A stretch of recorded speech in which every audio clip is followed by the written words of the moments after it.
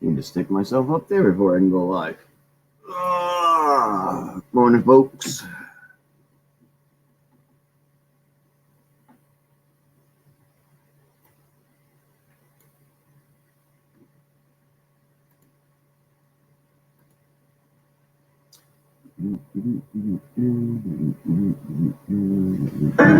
Whoa. Guess we didn't need that, did we?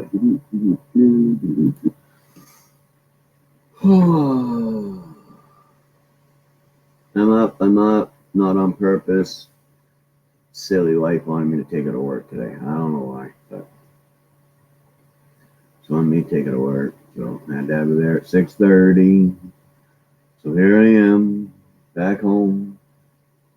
Started doing some stuff, but I can't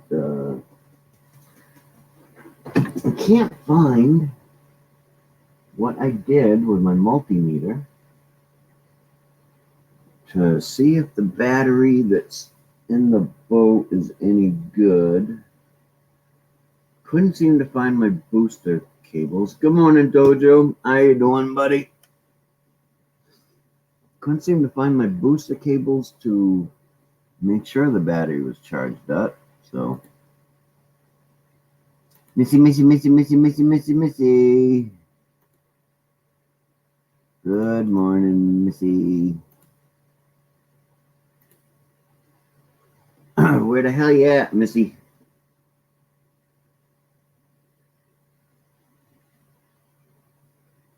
Nuh-uh. It's 7:15 here.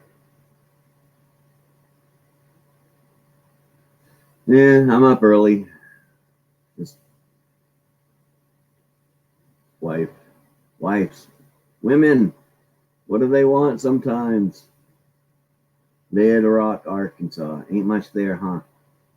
I didn't find it very. But hey, maybe you like it. Different strokes for different folks. 12:16 p.m. Yeah, that sucks. Well, not really. Lunchtime, I guess.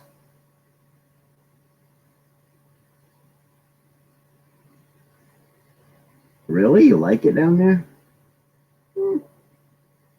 Again, different strokes, different folks.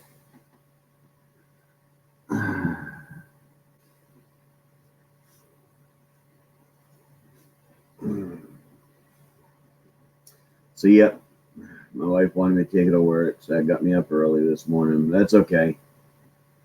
I can end this about an hour quicker than normal and get my boat ready because I'm going to take it over, and if that battery's any good, I'm going to take it over and try to float it.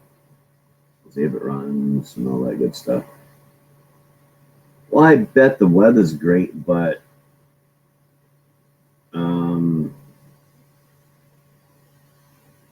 the town, it just struck me as a weird town. Yeah, thank you, Dojo. It was fun. Laura's a cool girl.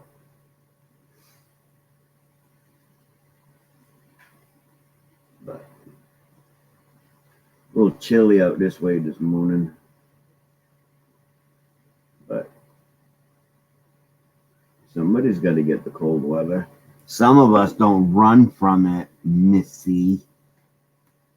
Running away from the cold weather. What's up with that, anyways?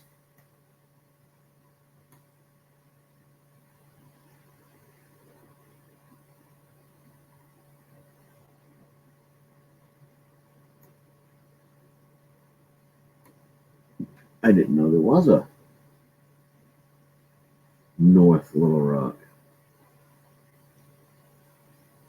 It's 40 degrees here.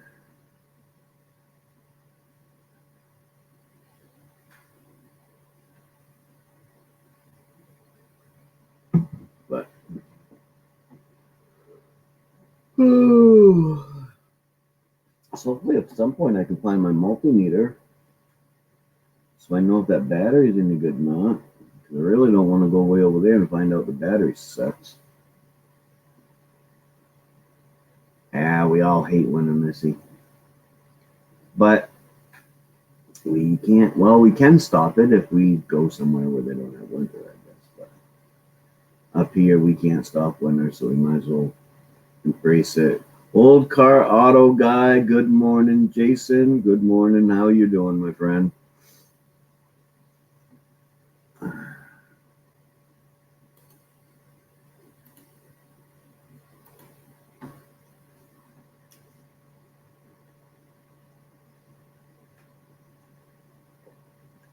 Got me some Canadian coffee there, Jason. Yeah, I'd have liked to have been just waking up, but my wife just got home last night and said, I don't want to drive tomorrow. Can you drive me to work, please?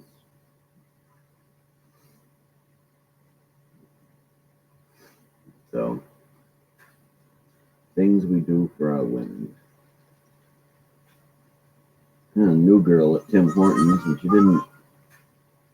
didn't stir my coffee right this morning. Headed to Oklahoma today. Well, that's cool.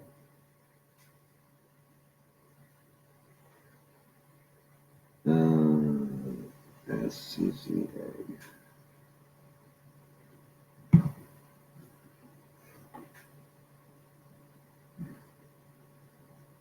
Oklahoma. That's all I know of the song. Sorry.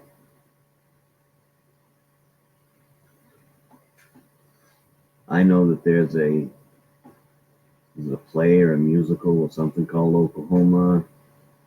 I know that's where my daughter graduated boot camp down in Lawton, Fort Sill. And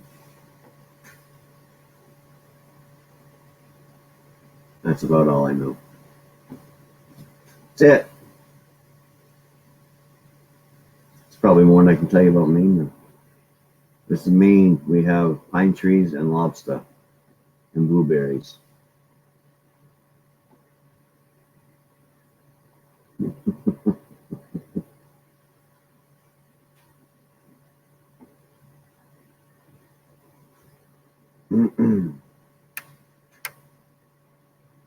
Oklahoma is the place to be.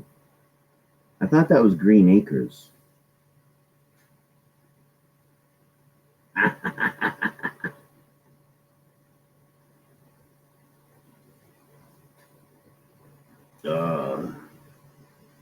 Wood stove was going, but I shut it right up tight so it'd last all night and I wouldn't have to get up and put any wood in it. And now I got it opened up just a little bit to make it heat up in here. It's not cold, but there's a chill in the air.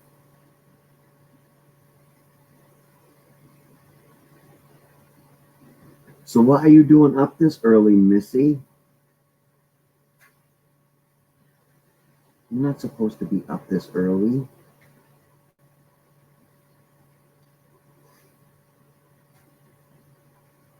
Neither are you. What are you doing up?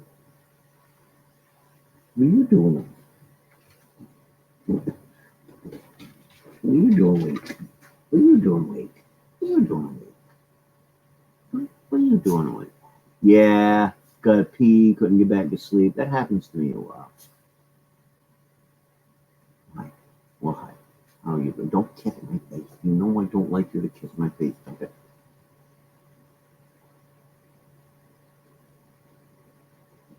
And now you got the other one jealous. Good morning, Edgar. What are you doing up? You both up? Why are you both up? What are you doing up? What are you guys doing up? All right. All right, I've had enough. Get down, both of you. Pee. I had to pee.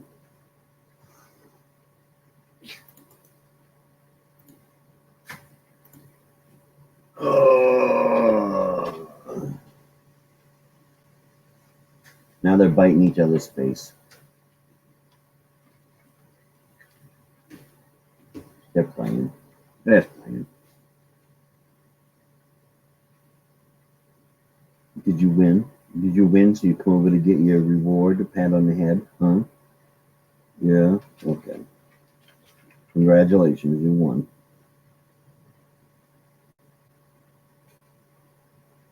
Don't look at me like that. Go lay down somewhere. Early customer, got her on. Hope to see you tonight. Alrighty, buddy. You have a good one. Good day. Sell lots of cars. And are you going live tonight? I don't think I got any plans for tonight. Unless I break down on the water and it takes me half a day to row home or something. I could be in trouble. Could be in trouble with that. Yep.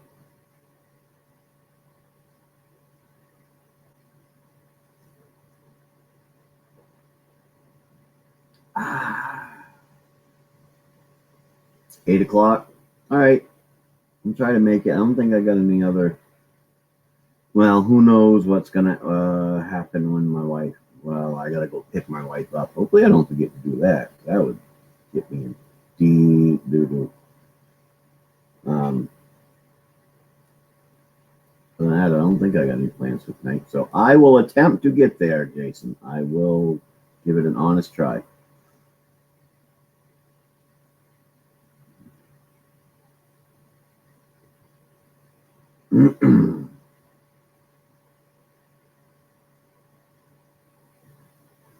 Me and my multimeter. It's irking me. The last time I used it, I was sitting right here. I was making that etching machine that Ralph showed me how to make.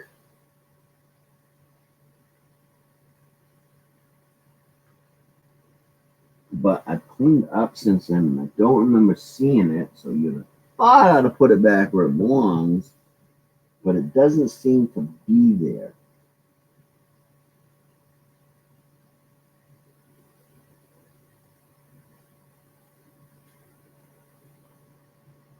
And I really, really need it because I got to know if that battery is any good or not. Multimeter, it's a thing to test electrical currents and stuff, so I can stick it on the battery and see if the battery's got a full 12 volts in it.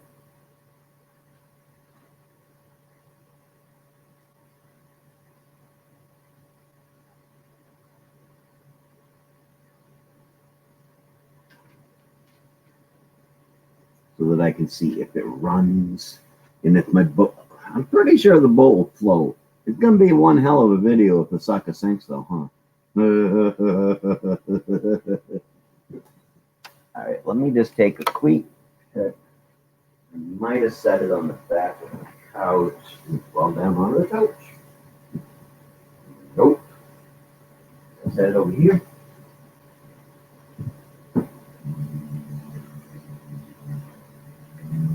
Nope.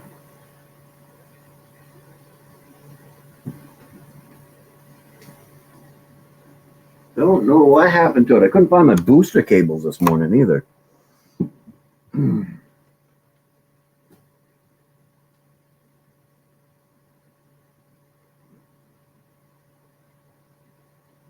Couldn't find my booster cables. Ah.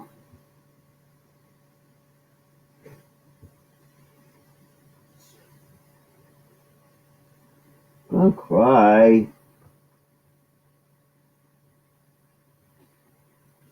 I need to put my gun away too. I need to sight in my rifle. I didn't get that done last week, so I gotta try to do that this week. Because is it not next Saturday, but the Saturday after is first day of hunting season, I believe. Got my bullets.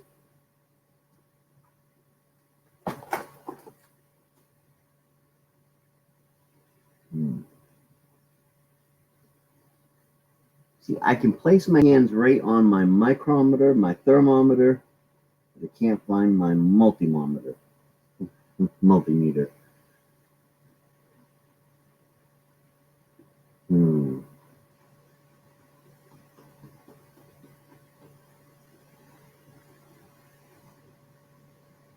What'd you do with it, Missy?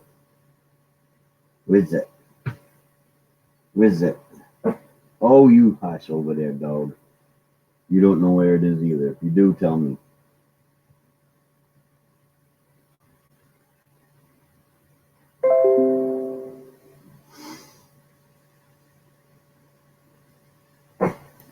Oh my, oh my. How about a nom nom nometer? That's my belly. My belly is my nom nom nometer. I got really weird things right here that I can just reach out and grab, but nothing I want.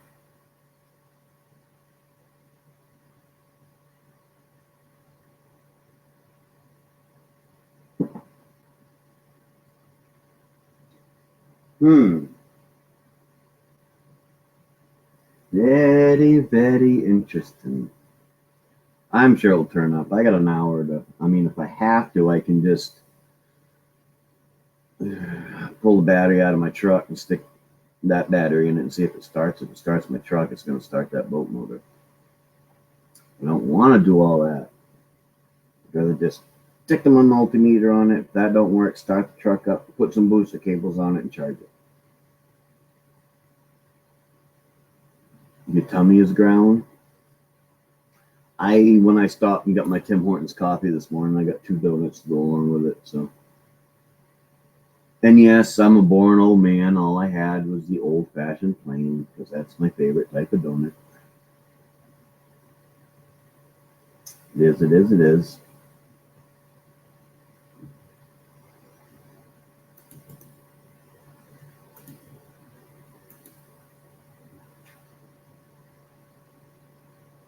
Oh hell yeah, hell yeah! I'm gonna test it today.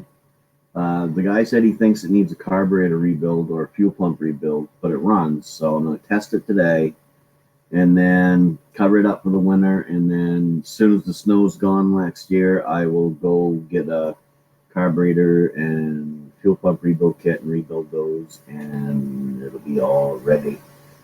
That's the plan, anyways. That's the plan. We all know how plans go. They usually go right out the frickin' window. But that's the plan. I actually may even order the kits and stuff this year.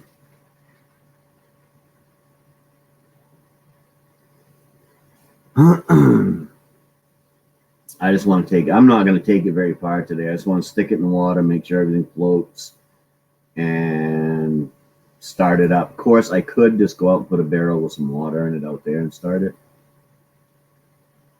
But what fun would that be? That wouldn't be much fun at all. Plus, I got to go that way anyways. I got to stop into work at noon and train my boss. Actually, the boss just had CRMA training. I have to file the certification papers for, do a med pass to make sure she knows what she's doing, and sign her papers and fax them out.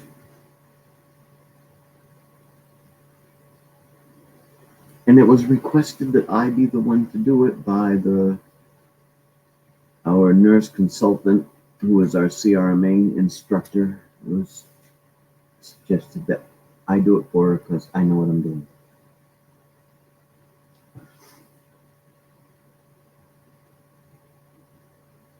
You gotta stop fighting, Missy. That's what it is. Yes, I gotta try. She's already trained. The nurse consultant trained her. I just have to. She has to pass out meds, and I gotta observe her to make sure she knows what she's doing, and then sign her paperwork and fax it out.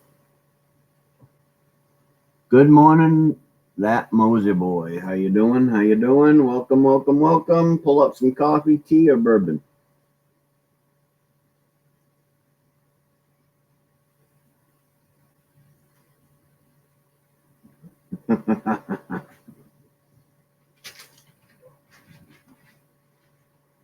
You dogs cut it out. I'm gonna kick your asses outside and leave you out there. That's what I should do anyways. Stupid dogs.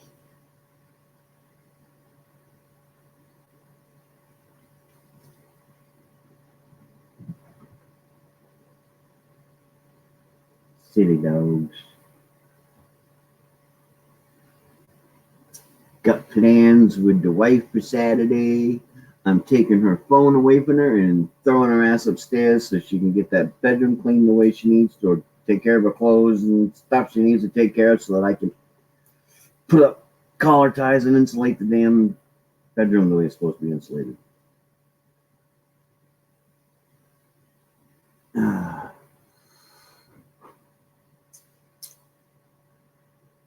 All right, thank you, Moser boy. I'm doing okay. I'm up earlier than normal, but well, I'm not up earlier than normal. I'm on earlier than normal. Because had the original plan stayed, I wouldn't have been on till about 9 o'clock.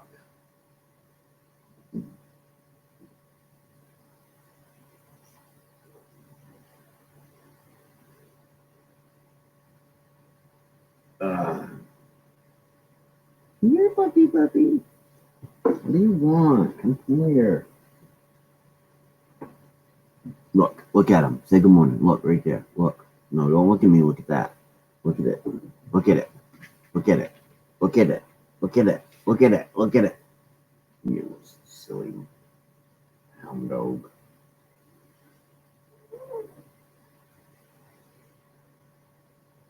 Oh yeah, you look down at Buddy and go, ha ha ha. Going back to sleep. And she's going back to sleep. She's a lazy butt, huh? She's a lazy butt. Yeah. There she is. Okay. Oh, stop it, buddy. You got your turn. All right, Missy, go back to sleep. Catch a few winks from me.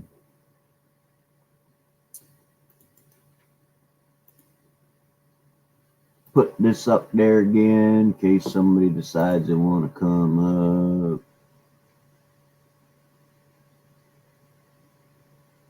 If not, I'll just sit here and keep flapping my gums.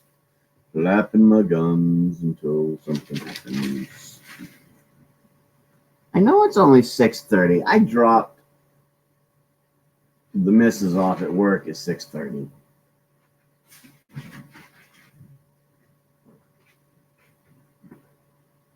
But where old Missy was supposed to get our butts out of bed first thing in the morning. We're supposed to go to bed when it's dark under the table and wake up when it's dark under the table. That's what happens when you get old. Or supposedly. Who knows? So I ain't been old yet. Or I haven't been old long.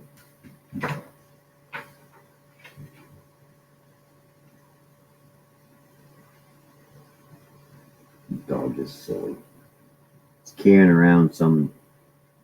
I don't even know where he found it. He got some small stuffed animal from somewhere, and now he carries around and chews on it. And I am a grandpa. I'm a grandpa 2.5 times. I'm not even sure when the other one's supposed to be born yet.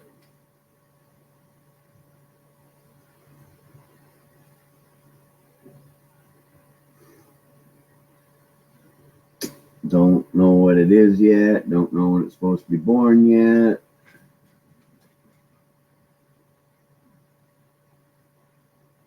I'll be a grandpa 3 times over.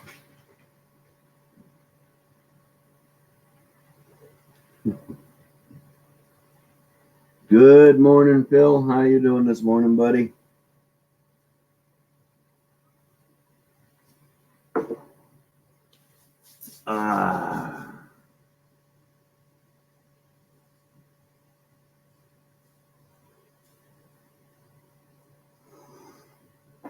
See, my wife made me get up early.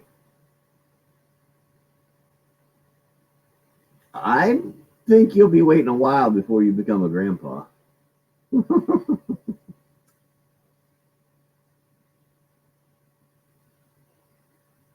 I was a grandpa at 43. 43 years old when I became an official grandpa. I was a step grandpa when I was married the second time, my stepkids.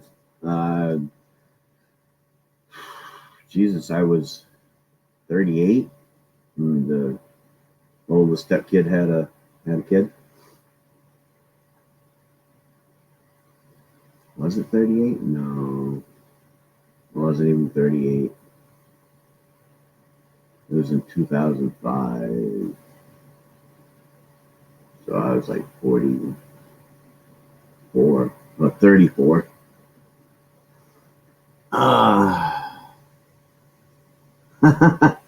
Last night was awesome, Phil. I really enjoyed myself. Thank you for putting that out, and thank you for allowing me to be part of it. That was a blast. I really enjoyed that.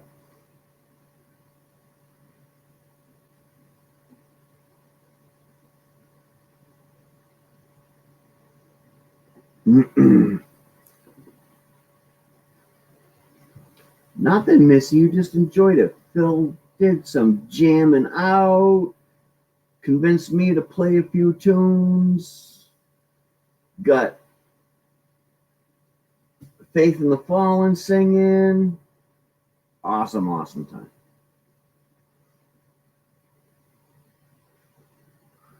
You should watch the replay.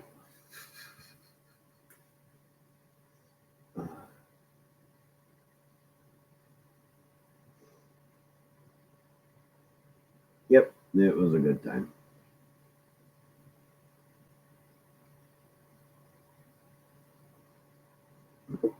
And you missed it all on your little RV trip that went the opposite direction of Maine.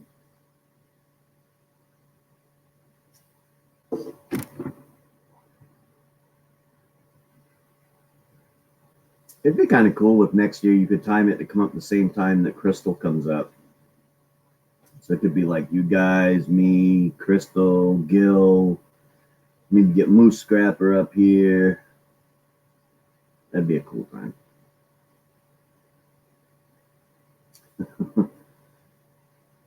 uh, well, Phil, it takes a while.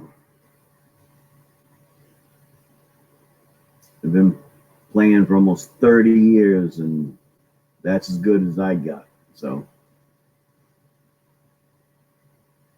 no, back to sleep, Missy. Jeez. Lazy bum down in the south thinks you can be lazy like some of the southern people are. Of course, some of us northerners are just lazy. I'm kind of a lazy guy when I'm not working. Yep, yep, yep.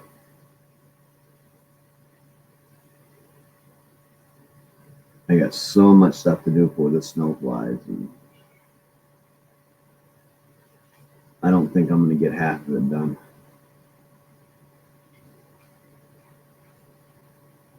But what you going to do?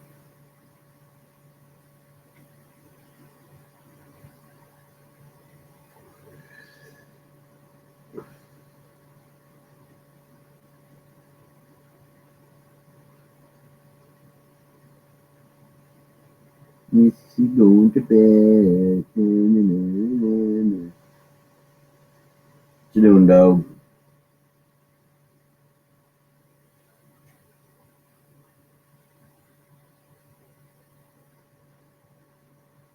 Somebody's got to say something. It says there's 5 people in there, so somebody should have something to say. I look like an old man just sitting here rocking in my chair.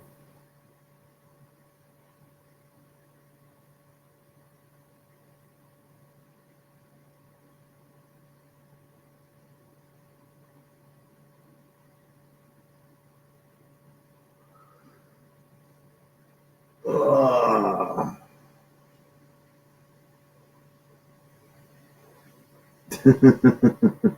There you go, Phil. You actually headed off to work probably pretty soon, aren't you, Phil? Or maybe you're already there. I don't know.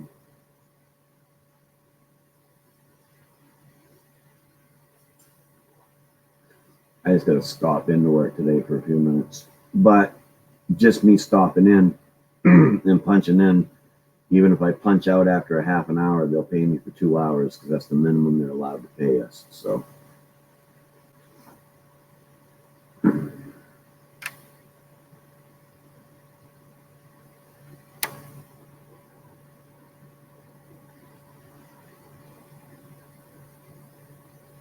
Ah, so I guess we don't want Phil to say nothing. Then he's driving. We want Phil to be safe.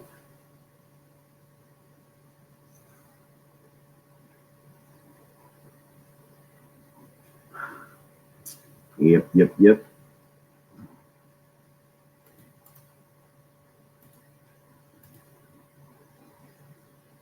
Ah.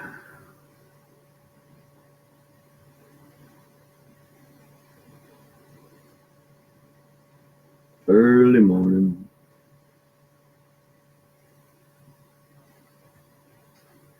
Can't find my multimeter. Can't find my booster cables. Wife made me get up.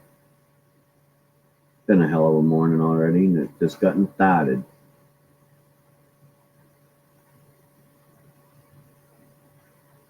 But that's all right. We'll get her done.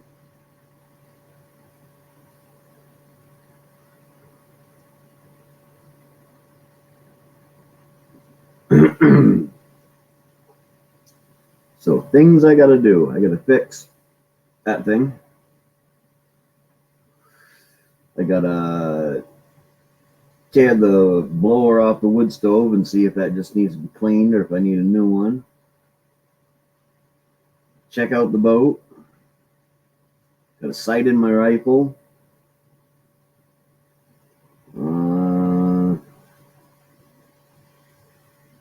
Jeez, got some yard work out there I got to get done before the snow comes. To get the cement pad out there cleaned off so that we can park the wife's car on it. JCT, good morning. Yes, ooh. And that's just the stuff I can think of off the top of my head that I got to do. The blower, the sighting in the rifle, and getting the boat going. I'll try to get done between today and tomorrow.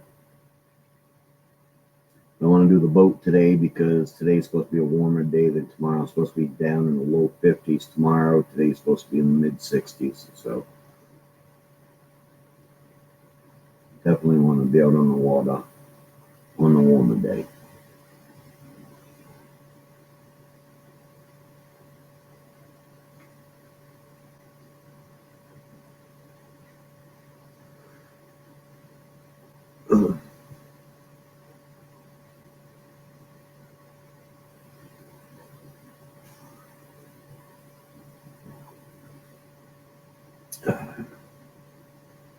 I really got some scrapping I got to do here. I'm starting to get overrun around me with boards and circuit boards and things. And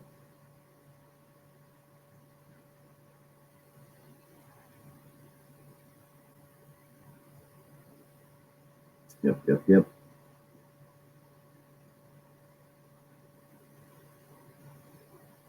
Chilly in the south. Yeah, it's chilly everywhere. Uh, was it yesterday? Raven was on here with me, and he was 3 degrees cooler in New Mexico than I was here in Maine. So it's a little crazy.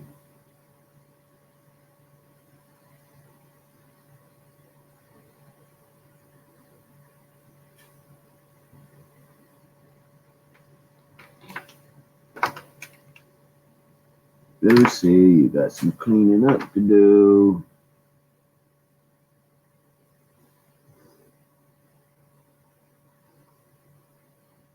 $51 in Savannah. Yeah, I think it's like 40 here. Oh, no, excuse me. It went down a degree. It's 39. Brr. 39 feels like 35. I know it's not quite freezing. The mud puddles weren't skimmed over this morning, so.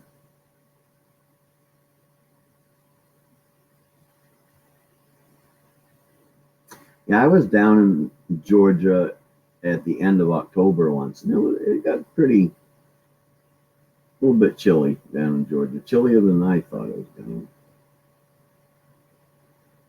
Normally, Maine is visually beautiful this time of year, but it has been a really weird year. And the colors this year with all the leaves and stuff are really dull. I've got a sugar maple tree out here in my front yard, and usually the leaves on that are really bright orange. When the sun hits it, it almost looks like it's glowing or on fire. And it's just a really dull color this year. It's crazy. The weather's been nice for the last, well, yesterday it rained most of the day, so it wasn't very nice yesterday. But other than that, it's been in the mid 60s for like a week or so. But we had a week of weather before that where it couldn't even get itself out of the 50s. So everything is brown. Yeah. We didn't have a drought up here. It's just, I don't know. I don't know what it is. The colors just aren't as vibrant this year as they normally are. But it'll be back next year. So we'll try again next year. Yeah. Yeah. It's been a crazy year weather wise. We didn't even start getting warm weather until, 60s in June. Normally, when it hits June, we're in the 70s. We're planting gardens and all that stuff. But June rained most of the whole month and was in the high 50s, low 60s. We didn't hit a 70-degree day until July. And then it warmed up really quick, and we got into the 80s and low 90s for like 4 weeks, and it didn't rain, and just, yeah, crazy weather this year.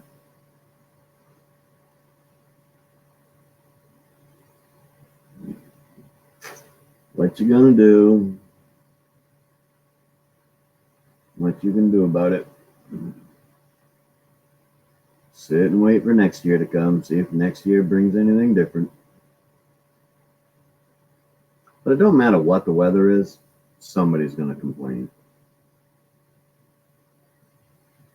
Either it's nice and sunny and warm, which makes people happy, except for the people who like it cool. So they're going to bitch. And then if it stays cool and rainy, then you got the people that like it warm and sunny to bitch, and it's just, yeah. And all of us always bitch. We can't wait until the summer cools down, and we can't wait till the winter goes away.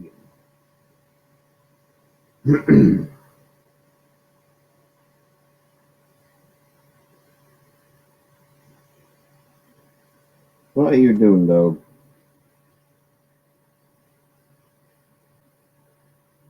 You need a haircut. Want your haircut? I don't think he does, but I think he's going to get one next week.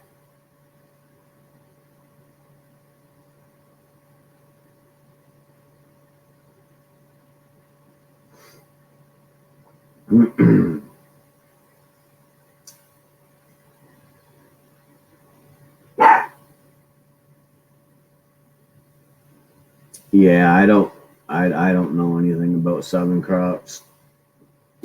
I know everything's been harvested up here, so except for some of the standing corn that they let go hard into silage and stuff. Some of that's still standing, but other than that, everything up here has been harvested.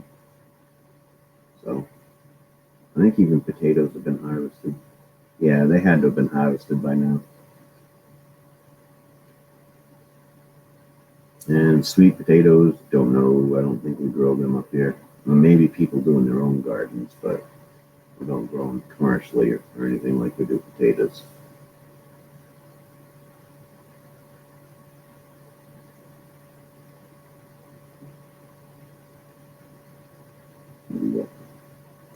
Now people are just gearing up for winter and hunting season. Hunting season is just around the corner.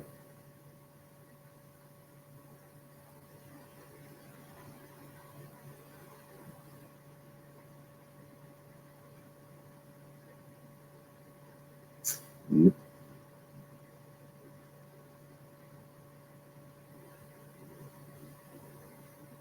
I think I gotta go put a log on the fire. I'll be right straight back.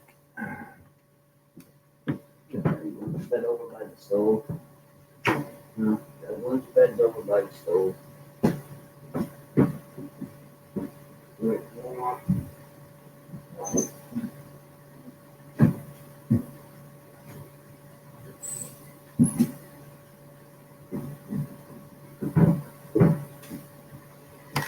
Yeah, wood stove throwing some heat right there. Burnt my whiskers off me.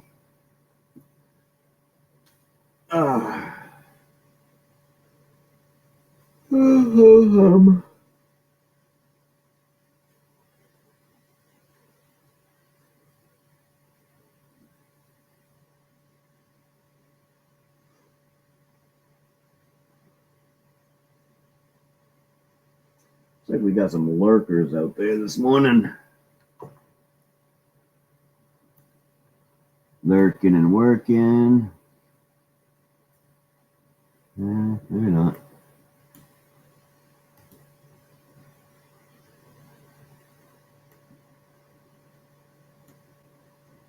Going down. Going down.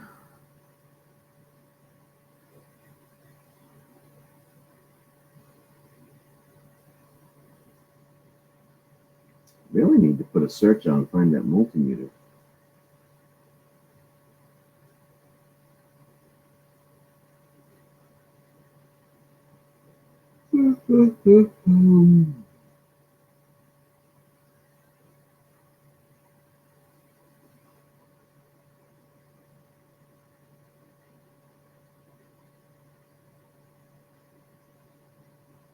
What I should do is shut this thing down and go back to bed for a little bit. That's what I should do. But I don't feel like doing that either.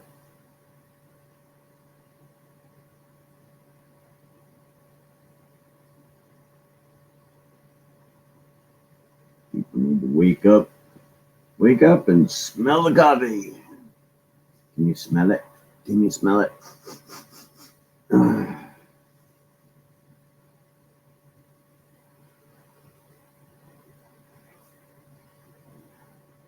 Good morning, Rab. How you doing? Pull up a chair. Pull out a cup. Fill it with whatever you want to drink. Have at it.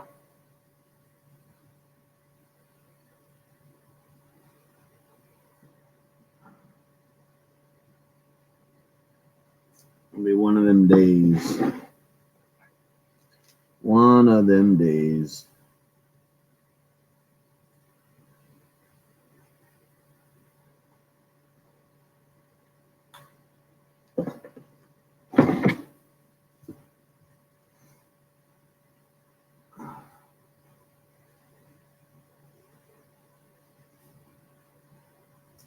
Sun's coming up. Boy, the apples out on that tree are red. Surprised they ain't all falling off yet, but they'll be gone before long.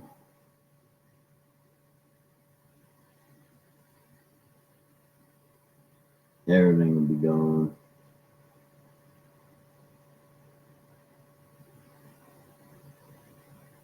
I really do not like winter. Not looking forward to it. I really should be one of them snowbirds that come October 1st, you wrap your house up and head south somewhere where it's warm.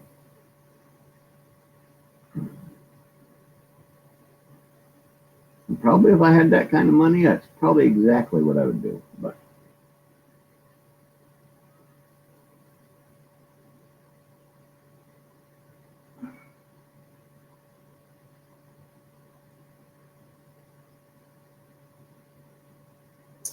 well, let's see. What can I do? What can I do? What can I do?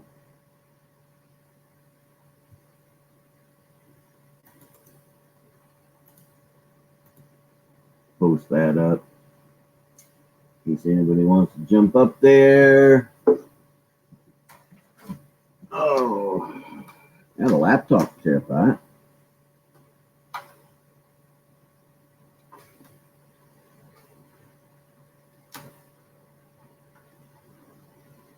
One battery.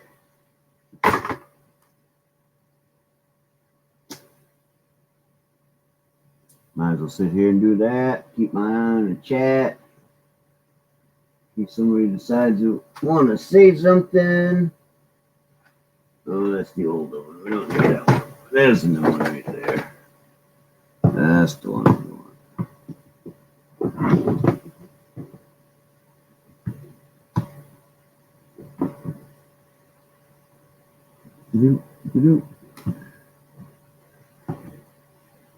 That's not the one I want.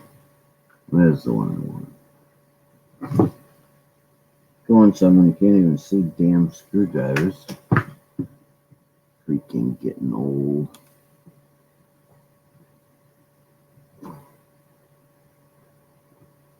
Getting old doesn't agree with everybody, especially me.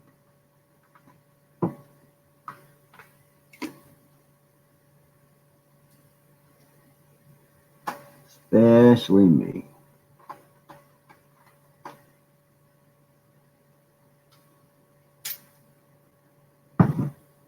But can't stop that either. It's just like the weather. Gotta deal with it as it comes.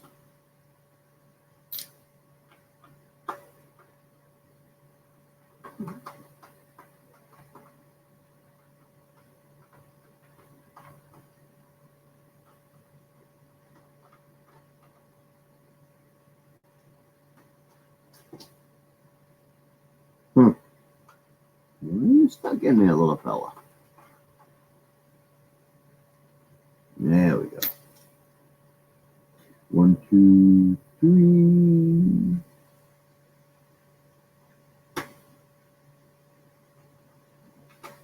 Nobody's talking very much this morning. But I do understand it's still early.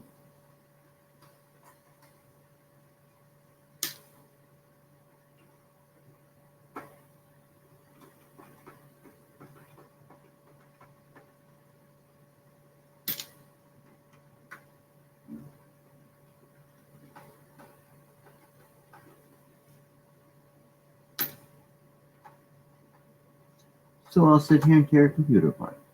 That's what I'll do.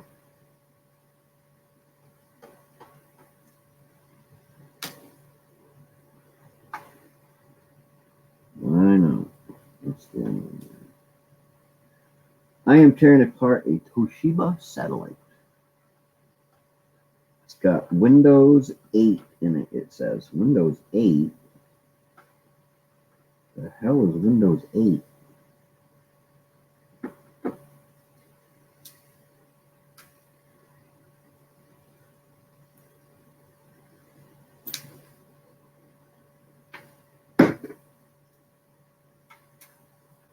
Don't even know if I ever heard of me in the Windows 8.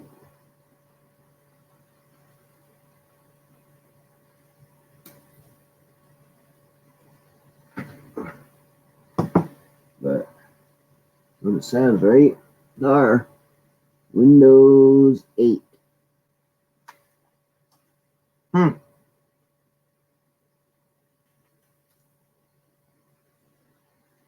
In that special.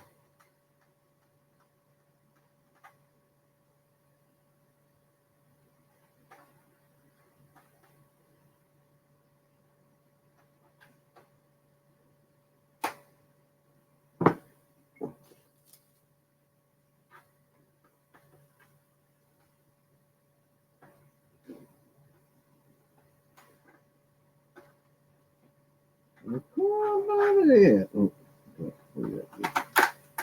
there. Woohoo! Well, it's got a RAM stick in it. Just the one. Oh, no, maybe this. No, just the one.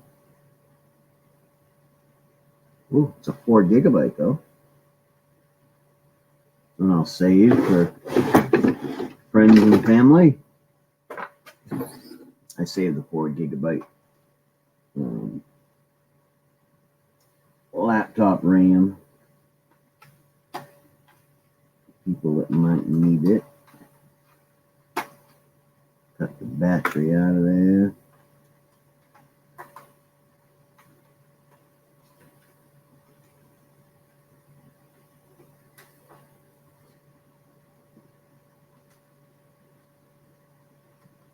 Yeah, I just gotta pull every screw visible till I get what I get.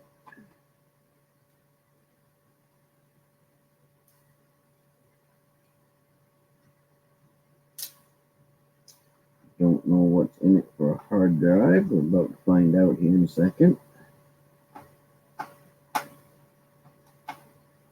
I know, you guys can't see. All you can see is my face, but that's okay.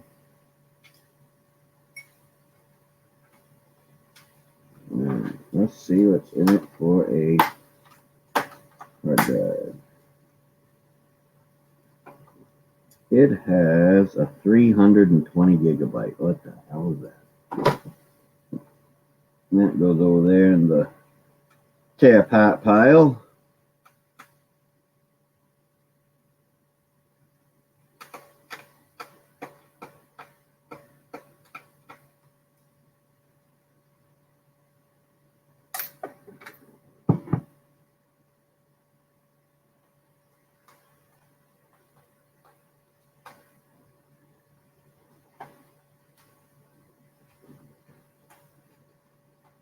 Down to 3. Yep, I'm boring. That's okay. I'm still here. I'm going just like that freaking Energizer bunny. Just keep going and going and going and going.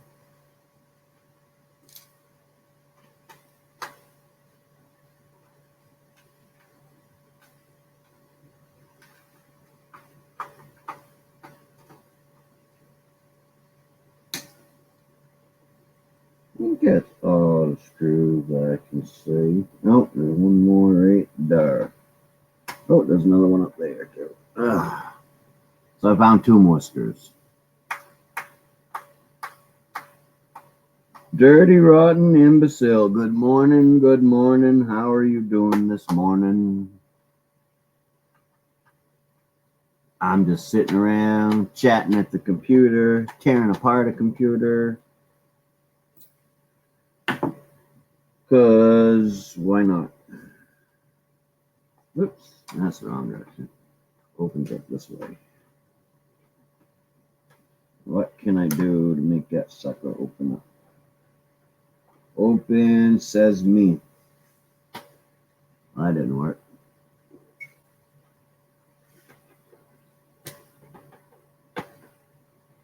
I got all the screws out, so just pop open like a good computer. Let me hit your innards.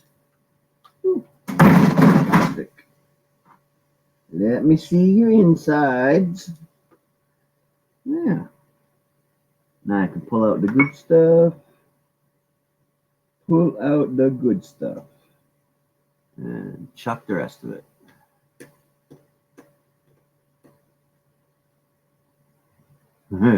Yes, productively destructive. Yes, I like that word. That is a cool word right there. Productively constructive.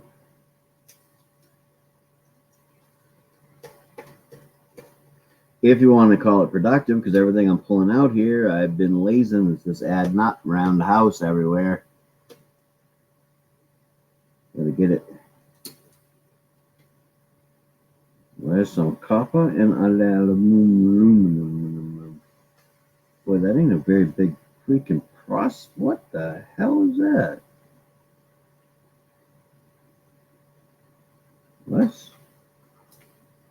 That's a really tiny processor right there. And it's just an integrated chip. It's not even boring. Maybe I'm missing something somewhere. We'll find out in a few as soon as I get some more screws out of her.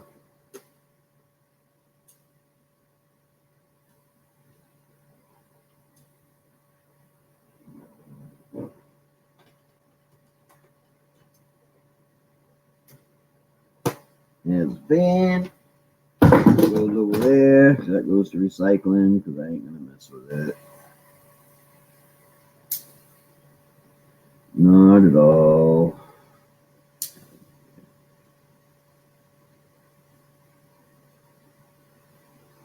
Screws, where's the screws?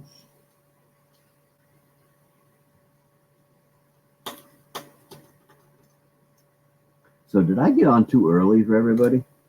Is this a lesson learned that Maine-iac shouldn't get on before like 9 o'clock? Thing with some little gold teeth goes over there in that box.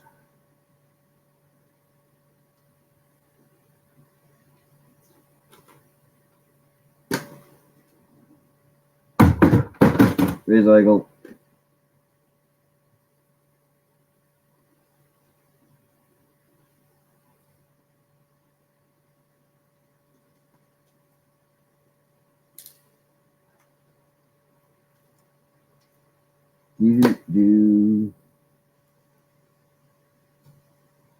Recycle. I ain't messing with it at all.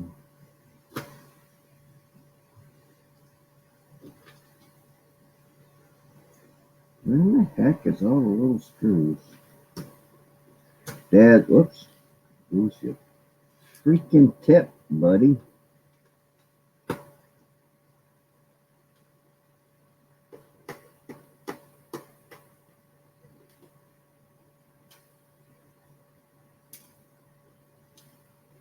There's a screw. That's it for screws? Really?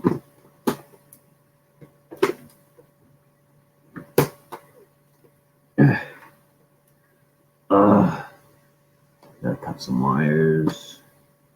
Cut a wire there. Cut a wire there. Cut some there. Right there. And we got one laptop motherboard, which basically just has a few ICs on it and doesn't even have a gold corner chip on it. Yeah, it's about useless as chips on the bowl, as they say. Let's get down in there and see if the mouse pad thingy, maybe that has some gold hiding inside of it. Sometimes they do. A lot of times they don't. Sometimes they do. Let's go down and find out. Might as well. We're just sitting here doing nothing, talking to myself anyway.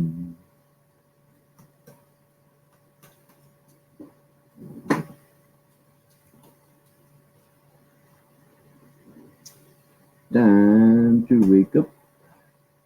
People wake up.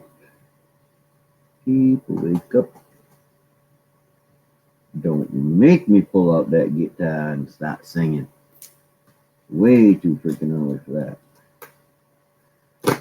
There's a little board that ain't got nothing on it at all. And it goes over to recycle. Little piece of metal. Goes over there in a little piece of metal box. Now we got to the mouse pad. What does the mouse pad? Does it hold any secrets for me? Probably not.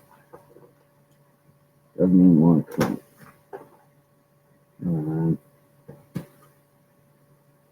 You stupid thing. I hate stupid things. Hate them.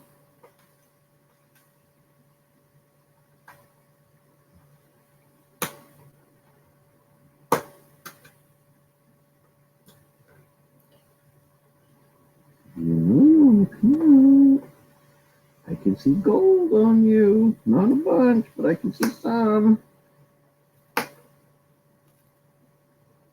Oh. Well, mouse pad's got a little bit of gold plating back there. That's about it.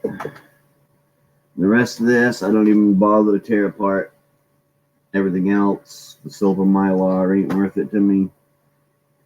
And the rest of it just goes right into that bin that will go back down to the dump and go into the e-waste bin. And they got an e-waste company that will come pick up the stuff. So, ta-da. Well, there, wasn't that exciting, folks?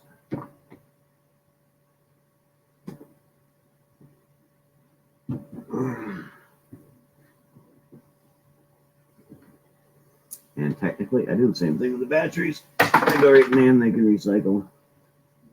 I don't have to deal with them.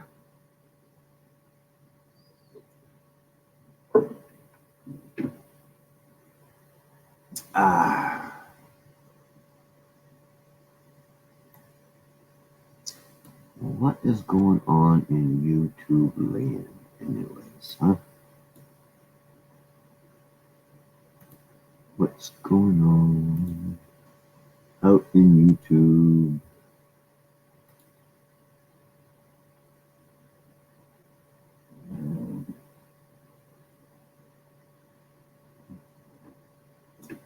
Nothing. Nothing going on out in YouTube land.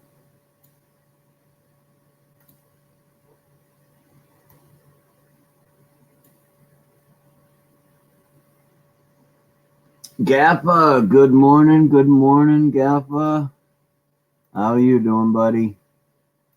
Good to see you, good to see you. I've just been sitting here running my mouth to myself.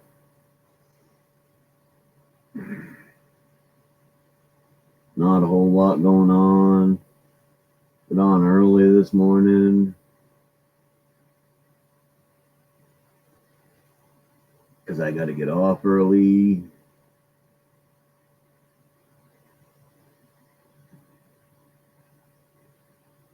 But that's all right.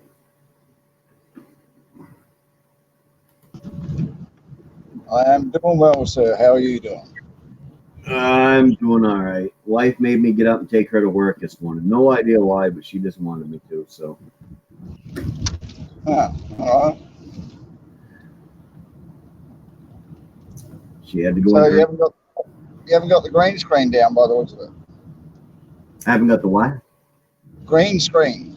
No, I had it folded up for something, and I haven't messed with it. I gotta actually pull it down and cut some screws so that I can make it rotate, so that I can twist it and wind it up, and then pull it down when I want to unroll it.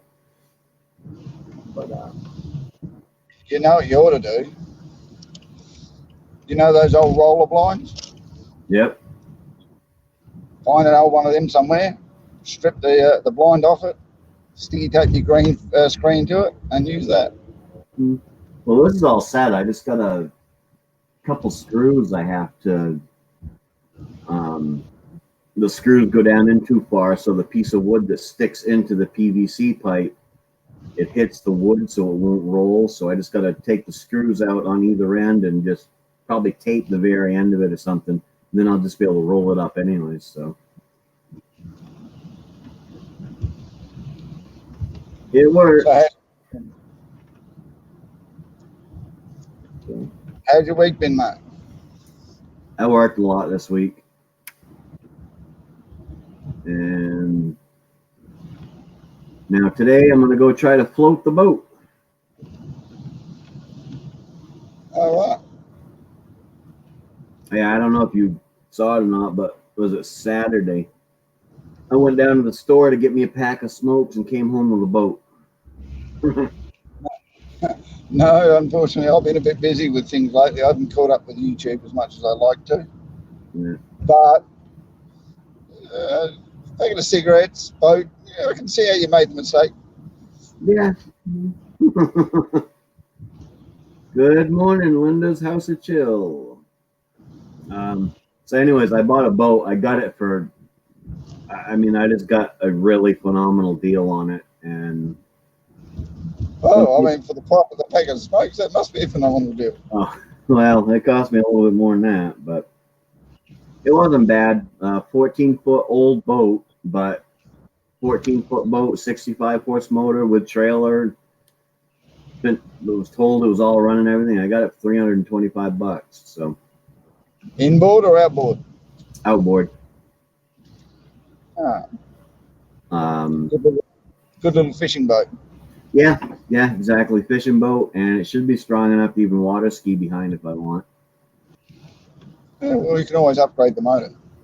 Yeah, but I'm gonna take it over today and give it the maiden voyage from me and see how everything. Like he says, it runs, but it runs a little choppy. He thinks the carburetors or the fuel pump needs to be rebuilt, but I checked it online, and that's going to cost maybe $50 total. So yeah, but $325. Hell, even if I have to go buy a whole new motor, that's still a hell of a deal on that boat. yeah, exactly. So, but and just think about it. You were thinking about giving up smoking a while back. Yeah, I'm still working on it. I still take the Shantex and stuff. So I know, but you wouldn't have a boat right now if you weren't smoking. nope, I wouldn't. You wouldn't come across that deal. No, because I wouldn't have gone. Well, actually, I would have. The boat's been sitting there for quite a while. I've driven past it. Anytime I go anywhere, I have to go that way, and I've driven past it. But the couple times I've kind of glanced over at it, I thought it said $3,250 because what was going through my head was the guy's nuts. And this time I just happened. I don't even remember why I slowed down, but I slowed down for something. And I looked, and then I seen where it said 325, and so I stopped and went over, and sure enough, it was $325. And the guy come out, and the first question out of my mouth was, "What's wrong?" So, I think he had enough. He was honest with me up front about everything. It's got a little soft spot in the floor, but that's a $10 piece of pressure treated plywood. Fix that. So has it got a bilge in it? Yeah, it's got a bilge pump. Does that work? Yep, that works. It's even got the original horn on the front end of it. So wooden hull, is it? No, it's fiberglass, but the floor decking is just a small piece of the floor deck that has to be replaced. Yeah. Um, The downfall about a wooden one is you have to keep it moored, otherwise the wood dries out and then it starts leaking.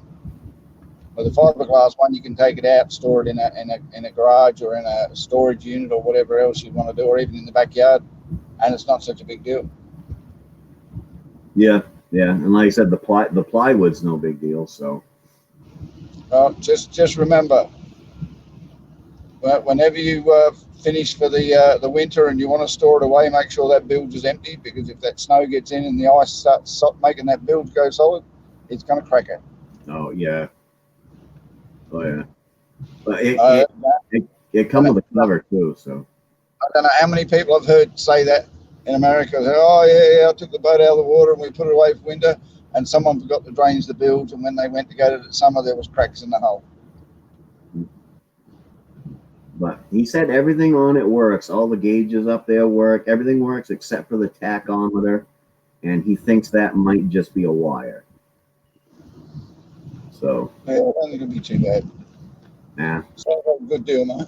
The hell do I need a tachometer for? It's a boat, not a race car.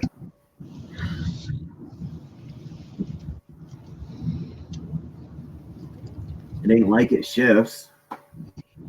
So what's happening in chat? I can't see chat, unfortunately. That's the problem with mobiles. StreamYard's No, having you can see chat. no. I come on, I think, earlier than I should have. Nobody's in here talking, so it's a couple people have talked in, jumped in, said hi, talked to me a little bit, and but for the most part, I've been sitting here chatting with myself. So Well, JJ's on, so that doesn't help either. But he's always on, mate. It's like every morning he gets up, he's on. Yep.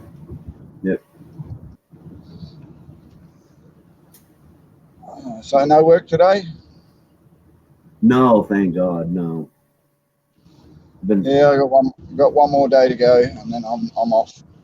Yeah, I gotta go. I gotta stop in for about a half an hour. I actually have to give my boss a medication pass test because she just got her CRMA certification. So I got to do the testing because I've had mine for quite a while. Yeah. So I got to do her testing for her. It'll take me about a half an hour, and they'll have to pay me for 2 hours of work. So That's all right. Yep, and I got to drive right past the place on the way to take the boat over and stick it in the water anyway. So It's a bonus then, isn't yep, yep. Basically, the company's paying you to take the boat over and put it in the water. Just about, because they'll pay me for 2 hours, and it'll probably cost me. Oh, it's what? I don't even think it's 10 miles over to the boat landing. Amy Moore, good morning, darling. How are you doing today? Good to see you. Good to see you.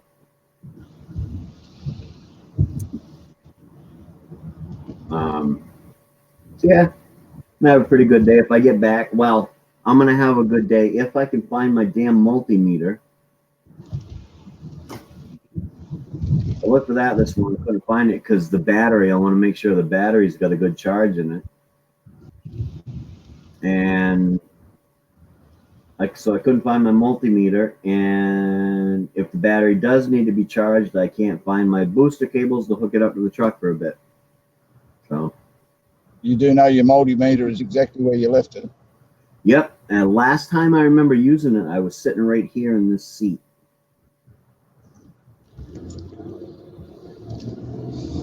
Me, I got a perfect memory, absolutely perfect. But it's about three seconds long.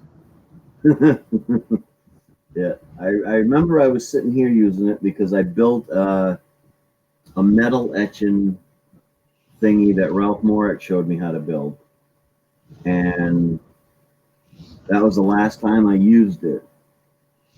Yeah, but where would you put it if you put it away from there? I would have thought that I'd have put it back where it belongs, but it's not over there, so evidently I didn't. Or maybe someone else has borrowed it. I don't even know if anybody else around here knows what the hell it is. There's been nobody here but me and my wife, so it might. I thought, it could possibly be right here on my table somewhere, but I don't see it.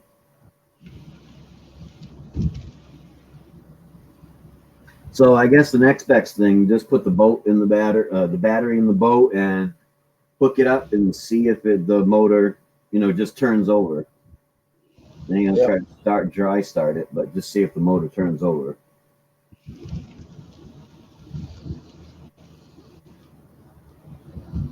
But then I don't know what the hell I did with my booster cables. Last time I used them, I was boosting my motorcycle.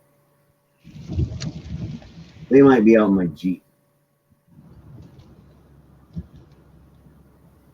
Actually, come to think of it, my multimeter might be out in my Jeep. Because did I use it last year, or did I use it? I know I used it on my motorcycle too, to see if it was what kind of juice was running through the system. I'm narrowing it down. You didn't take it out of the truck, did you? Well, it isn't my truck because that was the first place I looked for it, but I might have stuck it in my Jeep. Yeah. Which is out in the field that way. But I don't know. I'll find out. I'm going to leave myself about an hour to tinker around with it anyways this morning before I head over. And if worst comes to worst, I'll just have to wait till another day to try it. That's the good thing about it, mate. There's always another day. Yeah. You got it now, so now you just spend time on it and with it. Yeah, if I actually don't get it, then it's no big deal. I'll cover it up because it did come with a cover for it too. I'll cover it up and stick it out there and wait until springtime to worry about it. Yep.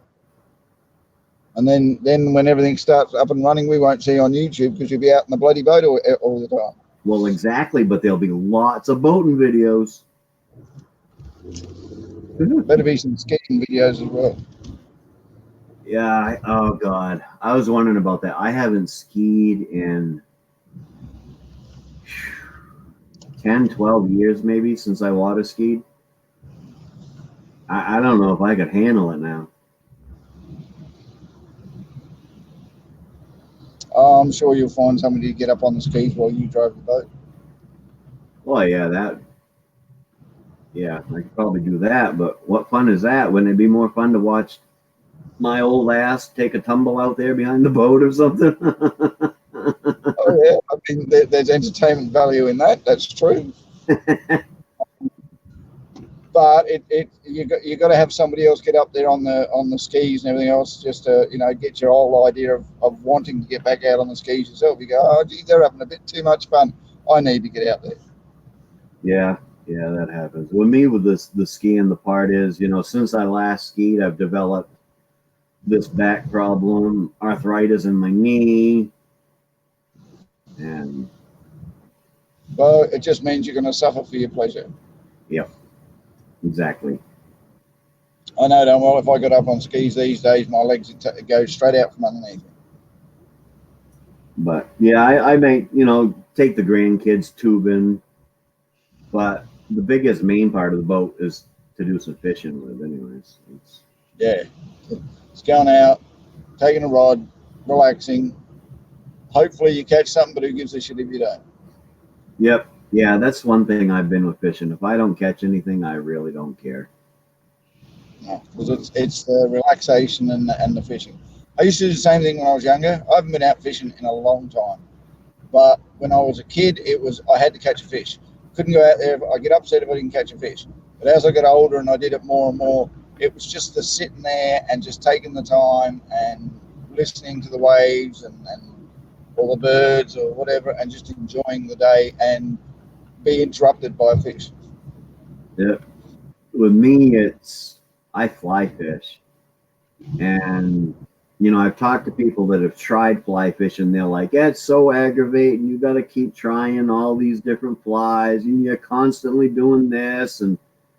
But to me, standing out there waist deep in the middle of a nice stream, trying to catch that trout that's popping up down there is nothing more relaxing than that.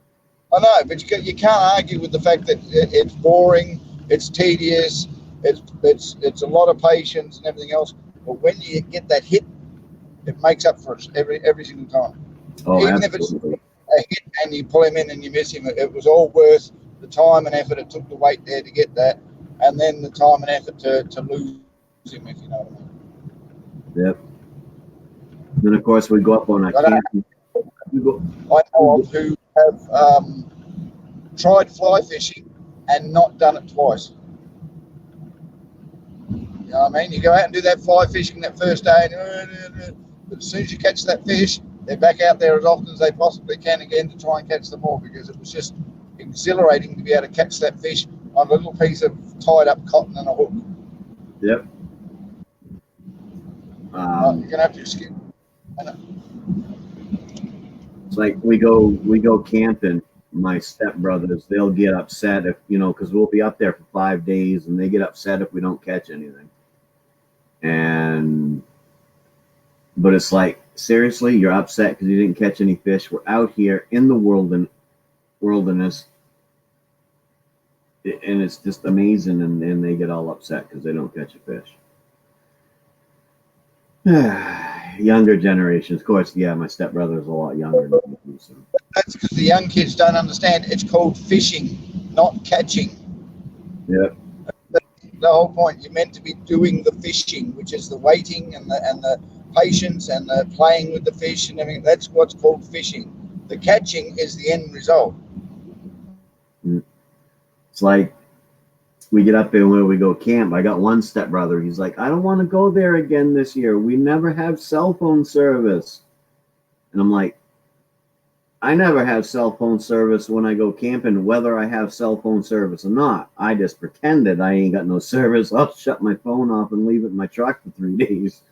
So, Inglorious Bastard, good morning, good morning.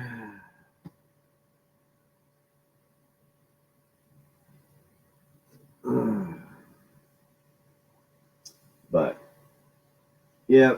The younger generation just needs to enjoy life. Yeah, when you live in it, it seems a little long, but it really isn't. We're just a blip in time, and you're here for a very short time comparatively, and you need to enjoy every minute of it that you possibly can. There's no sense in getting upset and wound up over small, menial things. Just enjoy life. Right now, I'm sitting here, rocking in my chair, talking to a friend on the computer, looking out the window at the sun shining off the trees. We got dull-colored trees this year, but the sun's still pretty. Bouncing off of them. Wood stoves throwing some heat in my face. Life's good. Don't talk to me about the sun. We had a 38-degree day today. Now, 38 degrees, I think, is around about 105. Oh, man. So we went from like 80 to 105 in one day. That's a big jump. Well, that's Australia. It's how it goes. We're coming into summer, and it's just reminding us that it's coming along, and it's just popped in to say hello. I said I'll be back in a minute. Yeah.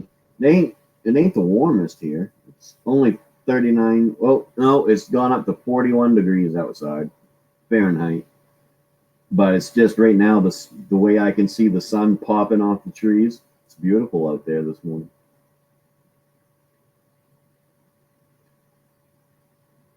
Just gotta enjoy life.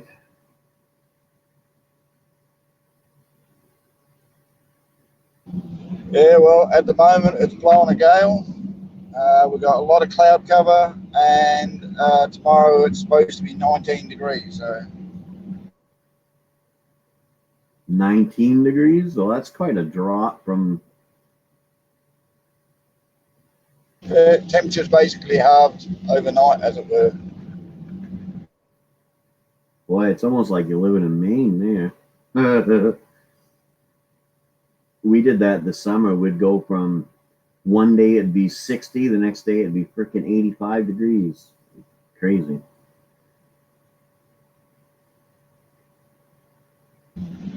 Yeah, it's usually what happens when a high pressure gets above us. It drags all the heat from the inland deserts and drags it straight over the city, and just the temperature goes like a rocket. Yeah. Yeah. You're getting into warm weather. We're headed into cold weather.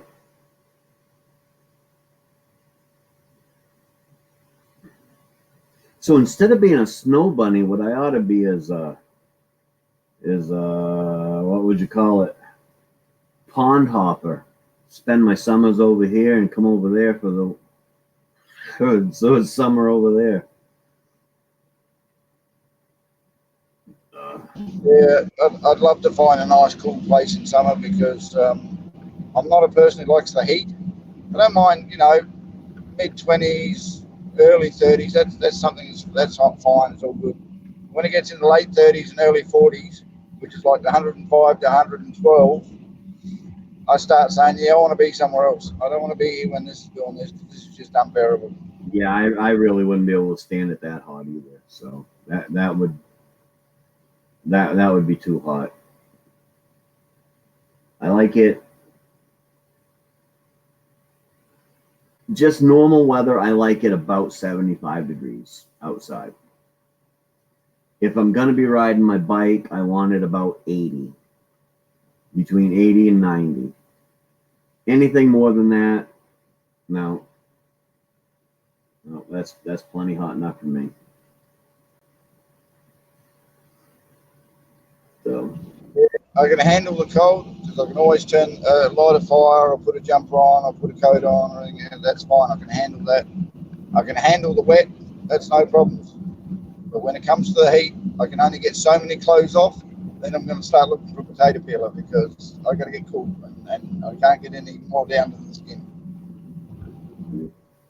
well, see, I'm just the opposite. I'd rather be hot than cold because cold, yeah, I just don't like it. The shivering and I know I can get warm. I can go sit by the wood stove, but I still don't like to be cold. When it gets hot, I can lay in front of the air conditioner with the fan blowing down on me, and if that ain't enough, I can go down the road to a lake and jump in it. So,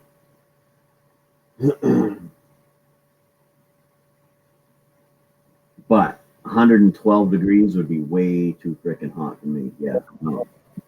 Today it was 38 degrees outside and it was like 42 degrees where I was working because we got ovens and everything else in the factory and that just heats up the factory like crazy. So we were and everything inside. We've got air conditioners, but they just don't combat the heat when they've got ovens to contend with. Yeah. It's bearable if you can stand in front of the vent, and that's about it. Yeah, yeah. That hot is a little too hot. I can understand people that live in a climate like you saying the cooler weather is good to them, but when you live up here and you get an average of 10 feet of snowfall during the year and you get it's below freezing for 3 to 4 months straight, and a good 3 or 4 weeks of that it's below 0 degrees Fahrenheit. It tends to, yeah, you tend to wish for warm weather. Yeah, no, that's even people in Australia will say the same thing. I've had enough of this heat. I'd like to go live where it's cold for a little while. Bottom line is, when you grow up with it, you get sick of it. You do end up getting sick of it because it's all the stuff that goes with it. I'm sick of sweating. I'm sick of having my clothes stick to me. I'm sick of not being able to buy leather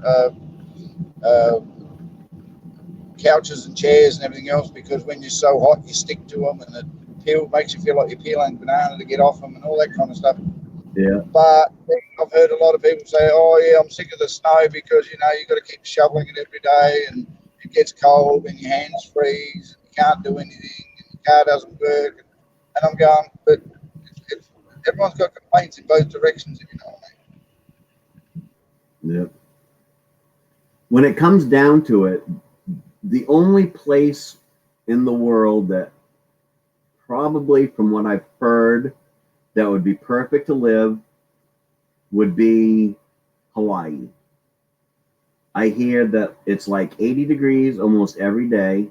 It rains almost every day, but the sun's out almost every day. So I disagree.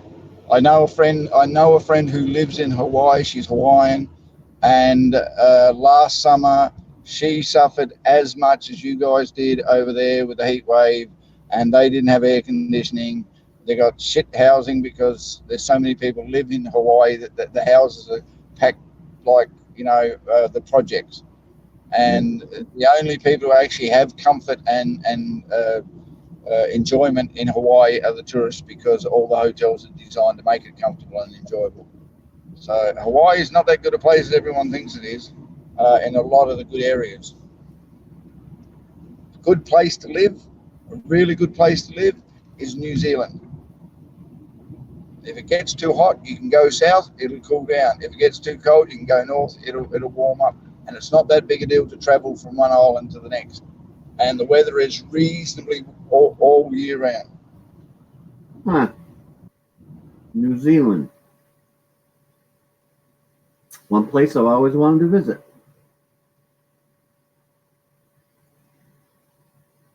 So I got my bucket list of just a few places I want. I'm not one of those people. I don't want to travel the world and see everything. I've got a few key places I want to visit. I want to visit Australia, and what catches my attention in Australia has always been that rock. Because I'm weird, I guess. I don't know. I'd go all the way to Australia to see a rock, but I would.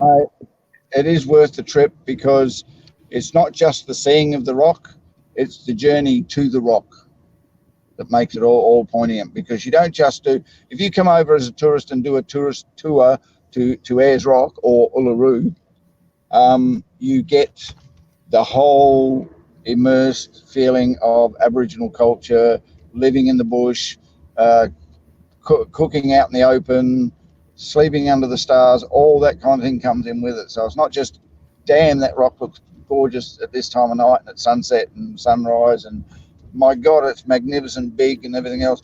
But you also get to live like the Aboriginals do within a certain amount. I mean, don't get me wrong, there's luxury and everything with it, but you get a bit of a sense of feeling of camping out like a cowboy sometimes, and it's a phenomenal experience. It is. So it's worth the trip to go to there, do it all, and then travel back out again and see all the places on the way.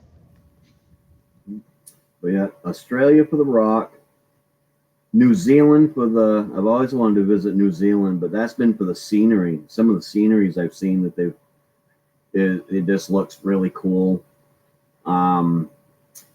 England, and the reason I want to visit England is all the old architecture and stuff that's there. Scotland for the scenery, and Alaska for the fishing.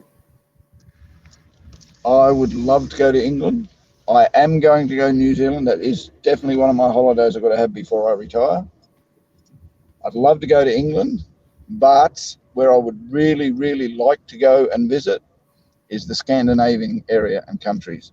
You know, Norway, Switzerland, Sweden, all those areas in there, because not only is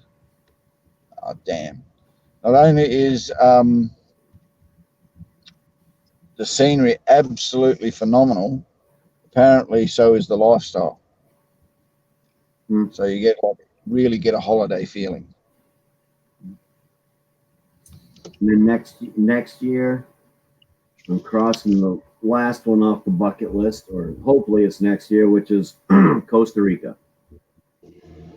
Yeah, well, on my bucket list, I've got England, the Scandinavian countries, because I want to see where the Vikings are going to come from, and I want to do the North Americas.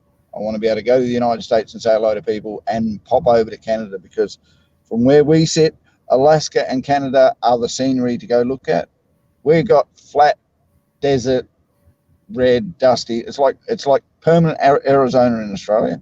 You might have some mountains that get a bit green and everything else here and there, but most of the place is just dry and desolate and barren for us. When you look at places like Canada and Alaska and the size of their mountains and the ice everywhere and the lakes everywhere and everything, you go, I've got to go visit, at least have a look at it, take a photo of it and say I've been there. Right. Yeah. Alaska, to me, it's I want to go fishing. I want to hitch me on to one of those damn king salmon on a fly rod. Is what I want to do. I just think that would be the experience of a lifetime for me. Of course, it wouldn't be that great for somebody who lives in Alaska, but for me, that would be the experience of a lifetime. Oh yeah, apparently fishing in Alaska. And actually, fishing is actually what first got me interested in Australia, because I hear over there they have like this, not Australia, New Zealand. Over there, I hear they have like this brown trout that will go up to like 10 pounds. Don't get me wrong, we've got some nice tasting fish over here that's not that easy to catch either. Problem is, though, that the downfall we got about it is in our rivers. When the Europeans came to Australia, they brought their favourite fish with them and decided to populate the rivers with their favourite fish. So their favourite fish happened to be carp. And European carp, although it is a very interesting tasting fish, compared to Australian fish, it tastes like crap. They didn't stock it with brown trout? No, we've got our own trout. We don't need all that stuff like that they brought over. Believe it or not, we got perch and trout and bream, and you'd be surprised what's over here for Australian tasting fish. It's some really nice fish over here. But to catching it, you got to go through 20 carp before you get the one you want. Because here we got brown trout here, but they are European brown trout. They were brought over from Europe and stocked to up the population. The water is too warm in Alaska. Salmon are dying. Yeah, that's happening. But the salmon come home to die in Alaska anyway. So hey, I just want to catch. I'm now home. I thank you very much for your company. All right, Gaffel. Well, thank you for getting up on here and giving me somebody to talk to instead of talking to myself. All right, mate. It's but a pleasure. You are always welcome. You know that. Anytime. And it's always a pleasure. Thank you very much, those who are in the chat, and I'll catch you on the next one. All right. You have a good one, Gaffel. Thank you. Fishing in Alaska.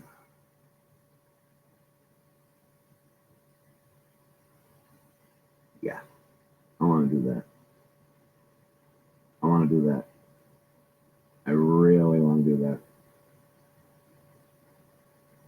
And the thing is, Alaska, I could drive to Alaska. It might take me a week to get there, but I could drive to Alaska.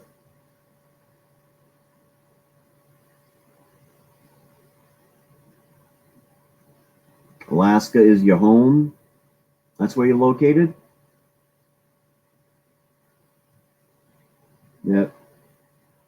Pretty up there, but as I said, I'd want to visit in salmon season because the winters, nope, I have no desire to see Alaska in the winter. I get enough freaking snow and ice right here where I am. Don't need to see that.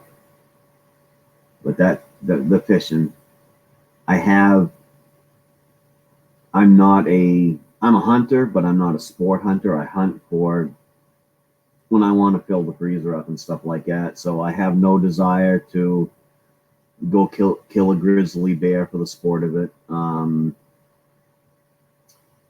one, I don't like bear meat, so there's no point in me hunting any bear. And a moose.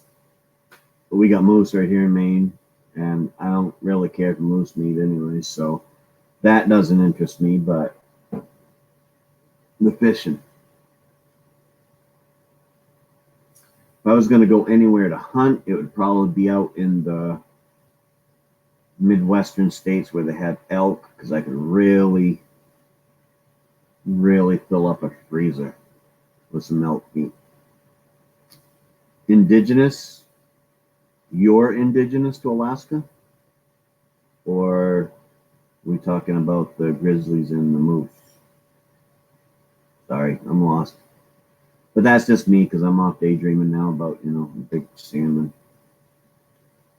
I could actually go take my rod with me today and do some fishing, but I'm just going for a quick test run on the boat. Oh my God. Yeah, I'm just lost. So, and it's not you, it's me not paying full attention to what the hell I'm talking about. So, or the timing on the. I was gonna say, because if you was indigenous to Alaska, that would make you an Inuit. I think that's the correct term.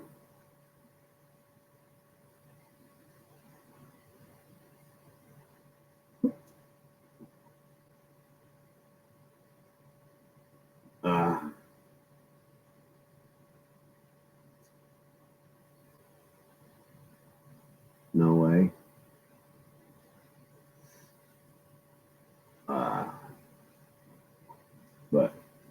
Yep. It's like 5 places I want to visit. If I could visit those places, I would be more than happy. The only other place I could think of is in Peru. What is it? Machu Picchu? Machu, however you say it, that uh, Inca thing that's way up on a mountain. I wouldn't mind seeing that, but it's definitely not on my bucket list. It's a thing that if I got a chance to do it, I'd do it, but I'm not gonna go way out of my way to get it done.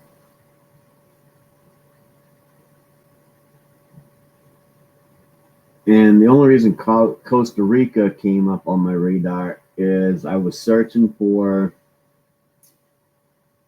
vacation locations, and it was like you can go to Hawaii and it's going to cost you $1 bazillion, or you can go to Costa Rica. And in Costa Rica, you can stay on the beach, a hotel on the beach, and then travel a couple hours up into the mountains and do some into a rainforest that's in the mountains, and you can do the whole 12-mile zip line or something like that, and be there zip lining through the trees with monkeys jumping around you and stuff like that. And then you can go a couple hours in the other direction and you can see some Mayan ruins, and it costs you literally maybe 1/3 of what it would to a cost to Hawaii, and it's not as crowded and everything. So that's how Costa Rica got on my bucket list. Zip lining with the monkeys. It just sounds like fun.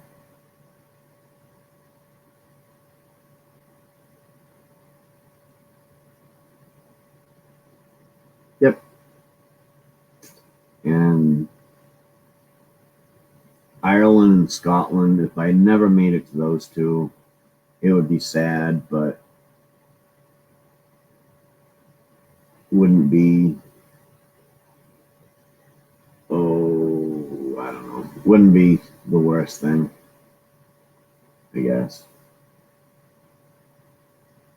But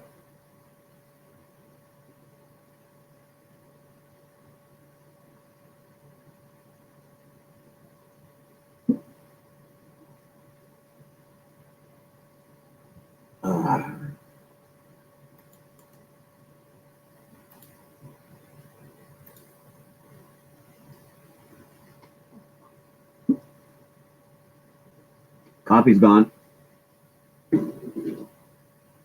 That's all right. I'm just gonna sit here. I'm gonna put this right down on the floor. I can feel the heat coming from the wood stove. Sit here and relax. If anybody pops up, nobody pops up. Oh well, they're lost. I gotta see about getting my hair cut today. Either do it myself. If I do it myself, I'm gonna shave it right off.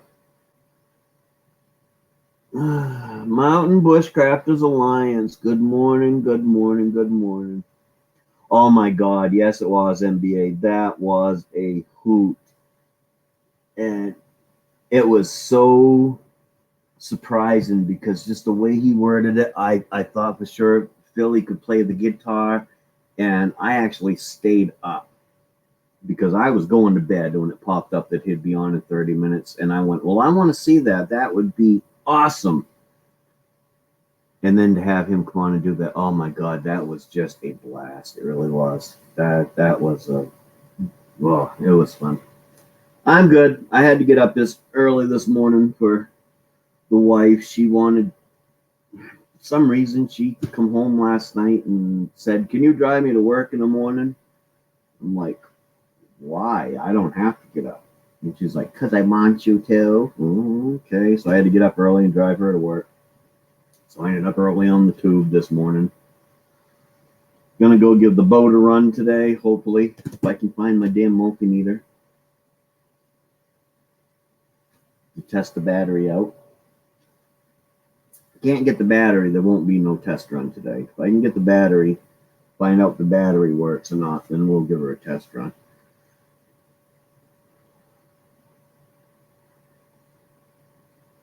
So I left you a message this morning, MBA. I seen your thing on your new sponsor, and Old Town, just up the road, about an hour up the road from me. A company I'd never heard of. Of course, there's probably lots of companies in Maine that I've never heard of, but you are now associated with Maine. So, and the bear trap. The 3 people I know that trap, none of them, well, a couple of them have a bear trap, but, you know, they're not going to part with it. None of them had any old ones kicking around that are no good to them anymore. And when I checked on Craigslist, there was only 2 on Craigslist. One was $1,200 the guy wanted for it, and the other one was 300 and something bucks they wanted for, but they were all, you know, fully working models. But I'm still going to keep my eyes out because I think it'd be cool.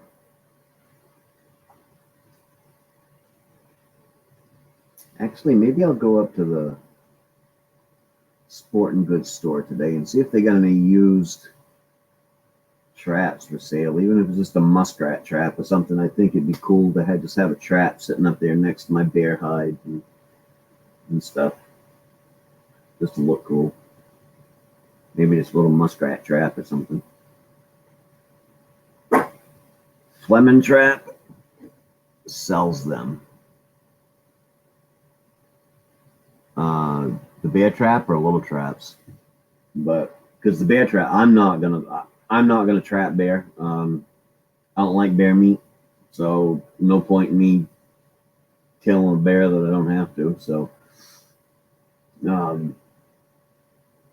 I wanted just an old, I just wanted an old non-working one, or a couple of them, just for display purposes, and one to, you know, ship down there. But it's gonna be hard to find. So I do have that. See, the only reason I ever wanted to get a bear, honestly, is to have a bear rug. Well, and so I never really hunted for bear or anything, but I always wanted a bear rug. And then last year, my wife's mother passed away. And lo and behold, she had a bear rug. I don't know how to hold this thing so it's right. But she had a bear rug all done up and everything. And then, of course, there's that little mink right next to it that I tanned last year. But she had a bear rug, and my wife gave it to me. So my mission is fulfilled. I get me a bear rug, and I don't have to kill a bear to do it. I have no problem with killing bears. People that are out there killing bears, great. But I personally don't eat them. Their meat tastes nasty to me, except for their backstrap or their tenderloin. That is actually a really good meat. But the rest of it's like, I don't know. I just don't like it. So I always wanted a bear rug. Now I got one. So I'm a happy camper. But it'd be cool to stick a trap up there next to it just to give it that look and feel. Would be cool.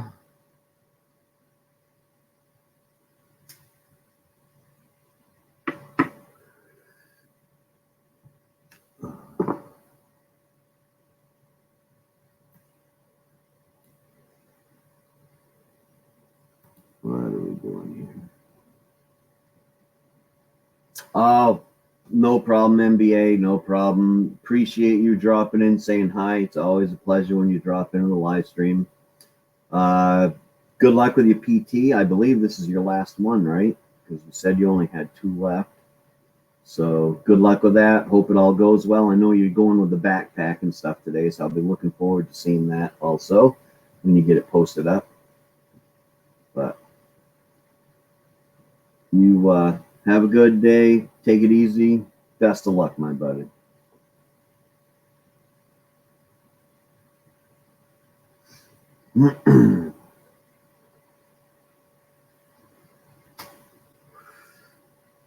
Oh.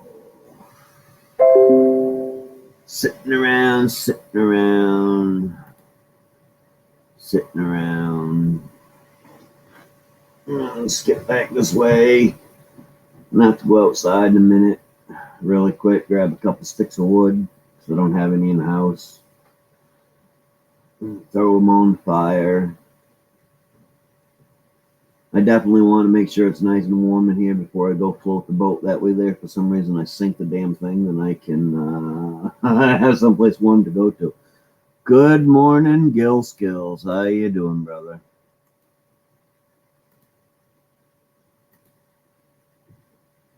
Oh.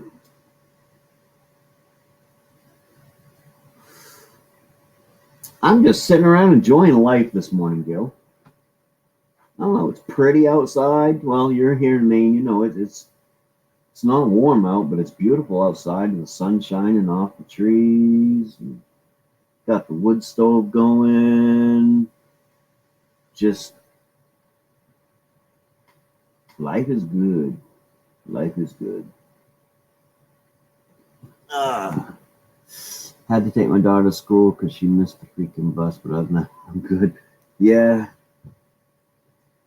Yeah. And unfortunately, we live in Maine. And we live out, so it isn't like, well, it's not just Maine, but we live in the country. And so it isn't like you can say, well, you missed the bus, walk to school.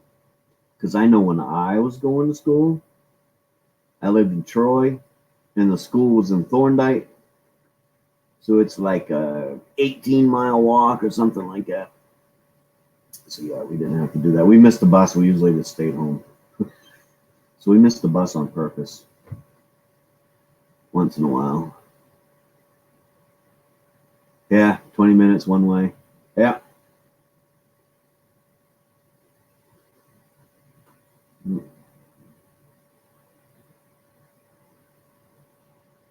Here it ain't so bad. If the kids miss the bus, it's just downtown, a couple minutes away. But when they're young ones, then as they get older, it's further away.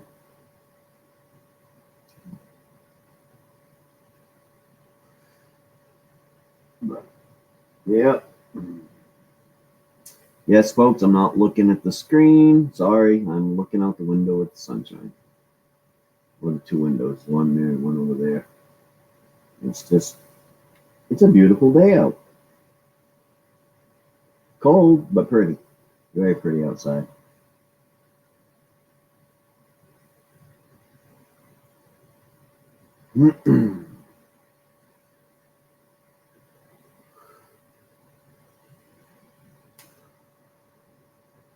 Been a slow morning in here, Gil. I've spent most of the time sitting here chatting to myself. If I weren't such a good mood today, which honestly I have no idea why I'm in such a good mood at this time. But if I wasn't in such a good mood, I'd have probably given up the ghost about. I've been on for almost 2 hours. I'd have probably given up the ghost an hour ago. But it's just one of them days. Just an awesome day out.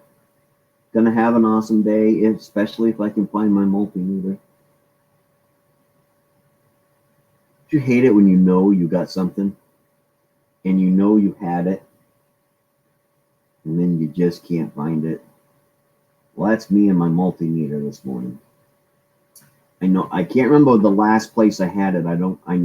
It was either sitting here making that etching machine that Ralph Morik showed me how to make, or it was out testing the battery on my motorcycle. But either way, when I was done with it, I should have put it back where I keep it, and it's not there. It's not on my table. It's not out my bike. It's not where it belongs. So I'm thinking it might be out in my Jeep. I want to make sure that battery is okay for the boat. That's the only thing that's going to stop me from trying it out today is if I can't get a battery to get it started. Because I damn sure ain't going to sit there and tug on the damn thing to start it. Because you have to, as an older motor, you have to take like all the stuff off in it and then literally wrap a rope around it and pull on it, because a rope is only supposed to be in case of emergency, so it doesn't have one that goes in and out like a pull cord. So it's kind of a ordeal to do that, and I don't feel like doing it. So we will see if we can't get the battery up and going. Of course, I could always pull the battery out of my truck, but I don't really want to do that either. And then I have to reset the radio, which I haven't even figured out how to set the time on the radio yet. It's irritating me because it's 3 minutes fast. I can't figure out how to set it. I don't know. Sit here pondering. Ponder.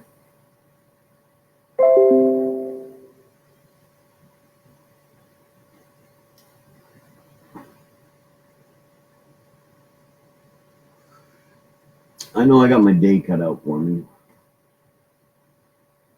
Actually, today and tomorrow. I'm going to be pretty busy. Got a couple videos to make. Got some yard work. It definitely needs to be done. Which I ought to hire the 2 kids down the road to do some of that, so I don't have to do it. But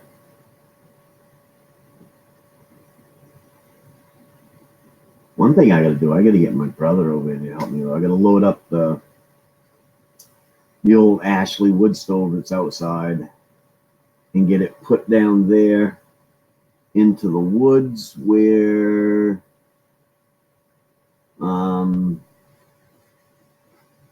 I plan on building my sap shack. No, Gaffer was up here a few minutes ago. He came up and chatted with me. I think a bunch of people were over in the other coffee chat this morning, which is fine. I'm pretty cool sitting here chatting with a few people that are in here. I'm happy to just have anybody in here to talk to.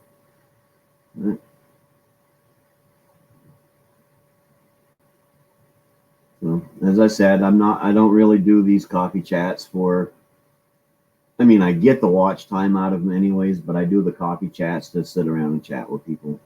Honestly, something to do, get to talk with some good folks, sit around, have some coffee or whatever they want to drink. And if people come in, that's great.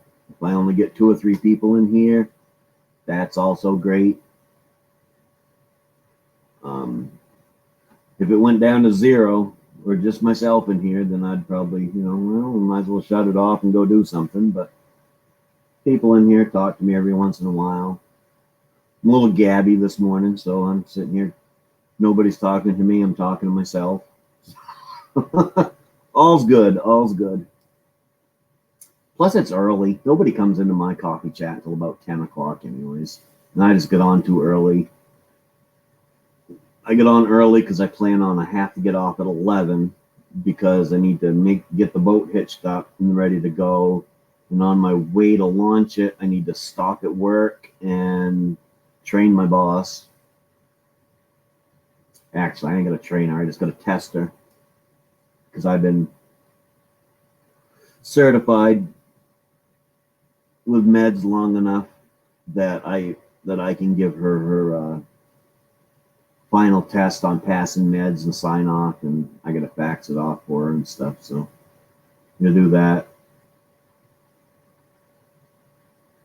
So I need to get off an hour early today. I need to be out of here at 11.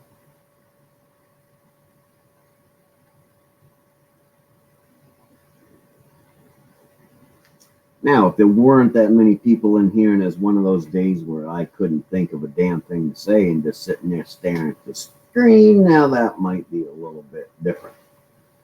But seems like I got plenty to say today. Plenty to look at. Happy thoughts in my head.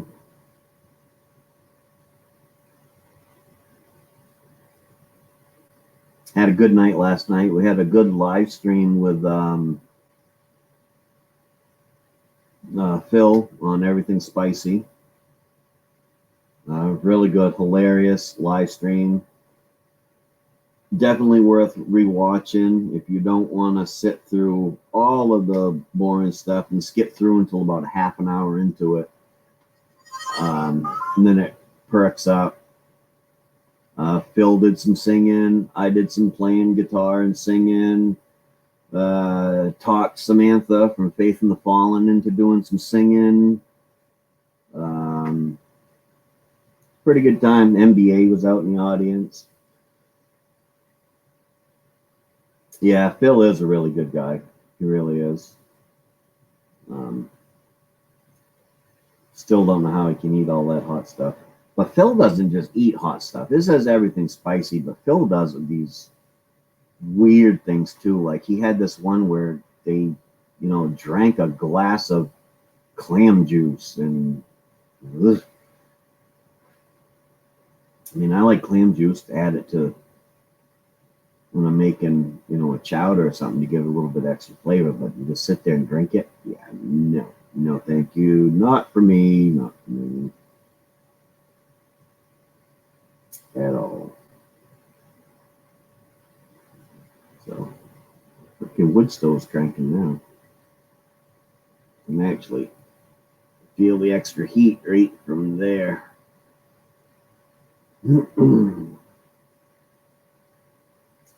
I'm just glad it's still nice enough out that I don't have to have both wood stoves going. That's a rough one.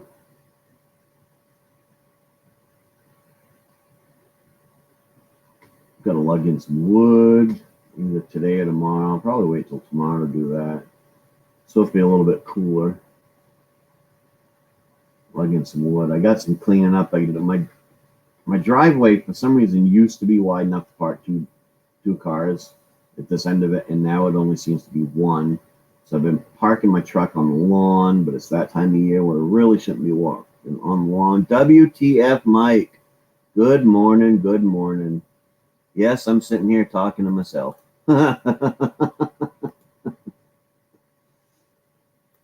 Well, Gil's listening to me. Somebody's listening. But anyways, it used to be wide enough to park two cars, and for some reason all the grass grew in, so I got to get that cleaned out so we can start moving it over again and get the cement cleaned up so we can park the vehicles up on the cement pad. And lots to do. Just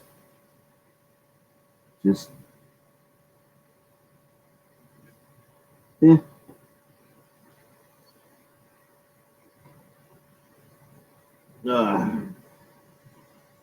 Just getting it done.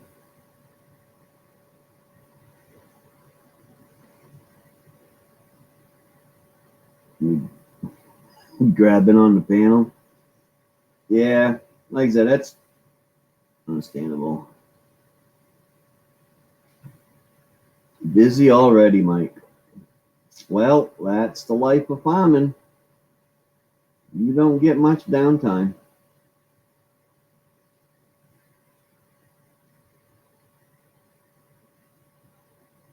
But I'm sorry, I'm one of those people. It's a good life.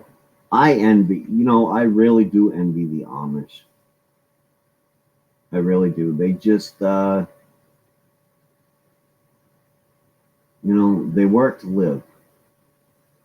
And it's cool. They don't depend on anybody or anything. They're self-sufficient.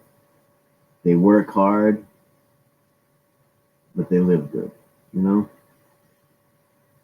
So they're not all bound up by technology and sure the the gossip mill is there just like anybody else, but I doubt it's half the drama that us with social media and stuff like that have. And, yep.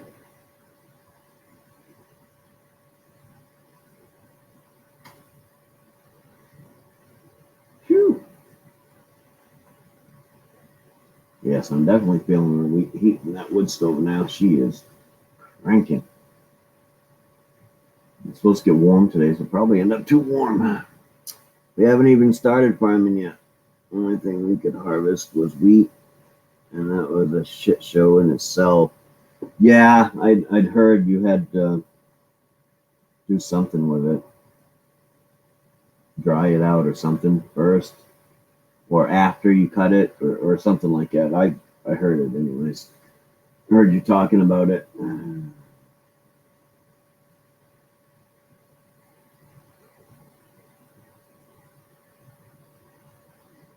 Yeah, wood heat's awesome, but like I said, the way I've got it cranking right now,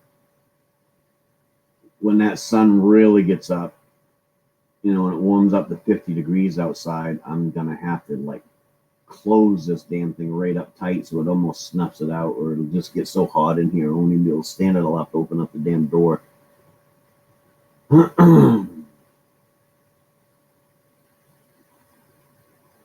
That's what'll happen. But I suppose it's better than being cold.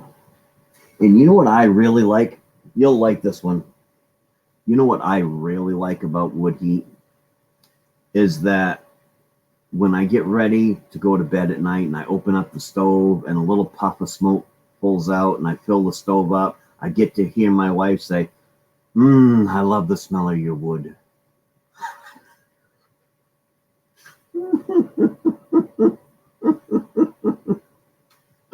I'm sorry.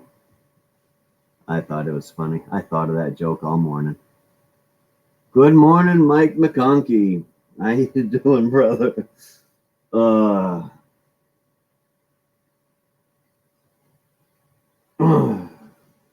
Maine-iacs in rare form this morning.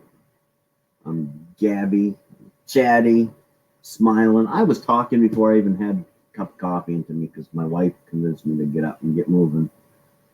And nice day out. Mike's another Mainer, and he knows it's a beautiful day out. Yeah, exactly, Gil. I get wood all day long.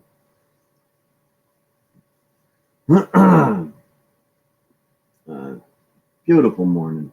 Beautiful morning in Maine. That light's annoying the hell out of me, though. It needs to be down more so it's not right in my eyeball.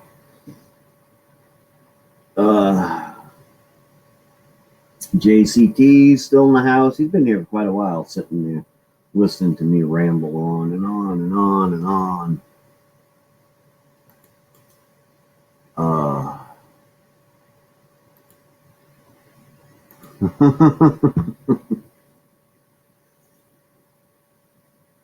But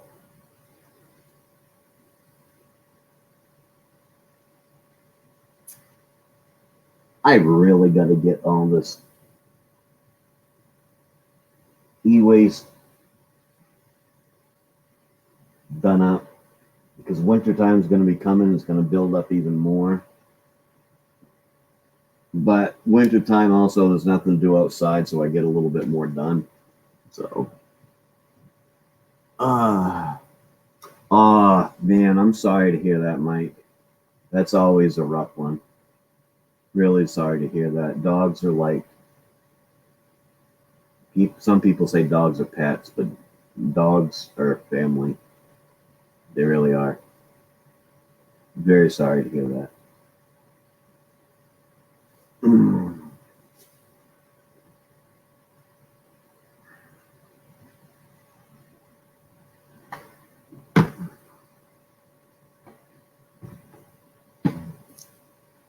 You'll be filming tonight, micro scrapping that PS3 that you saw in the last video. I did see it.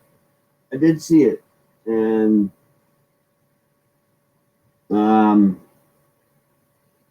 I wasn't going to give an update, but I got a video coming out. It's not this Friday, but it's sometime over the next couple weeks. I've got it scheduled to come out, but I don't know when it's coming out. Of what I decided to do with the Xbox One. So, alrighty, Mike, you have a good day, my friend. Don't work too hard, but you're a farmer, so you're used to it. So, but you have a good day. Gunslinger Outdoors. Good morning. Good morning. How are you doing?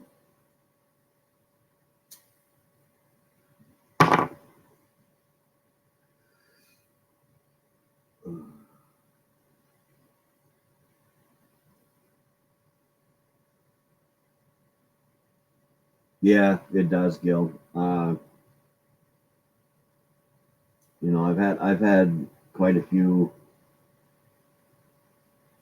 animals that I've had forever. When I was a kid, we had when I was about 12, was I 12? No, I was about 9 when my mom had our dog put down, and I had known her my whole life. And that made me sad. And then she got this little poodle that she had for, well, she had that poodle for almost 20 years. And when that one, that was sad. And then both of my pit bulls, I had both of them for 10 years. And it's, man, an animal is exactly, it's like family. Yeah, he brought out a stack of cookies for Sky. He said I could use those to bribe her, which we did use one, and it helped a little bit. And then a little bit later, he'd give me another cookie to give to her, and then he just kept feeding her the cookies. A whole bunch of cookies. She likes her cookies.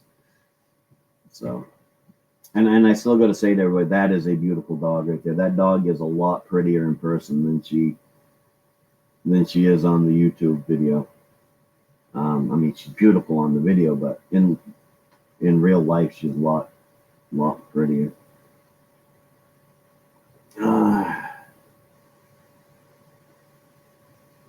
Uh, like I said, Gil, this morning I'm all happy with whatever I get. JJ ended, that's fine.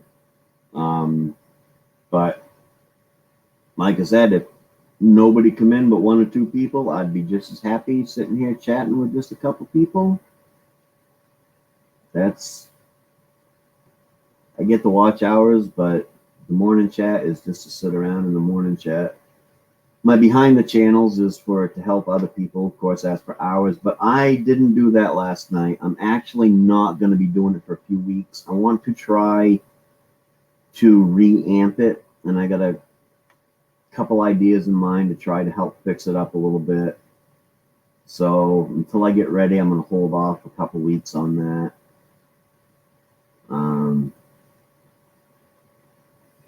And if the new stuff doesn't work, well, then I may just come up with something else. Oh, just smile and nod. Okay.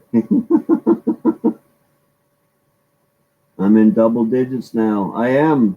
Good morning, Eileen. Good morning. How are you doing?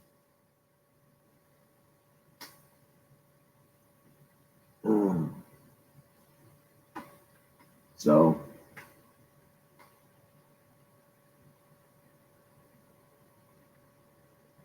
got talking about some fishing this morning. That got me even happier. Which is the number one reason I got the boat. Tina McKenzie, good morning, Tina. How is it in Scotland today? Over there in Scotland. Yes, I'm doing the accent absolutely wrong, but that's because I can't do a Scottish accent.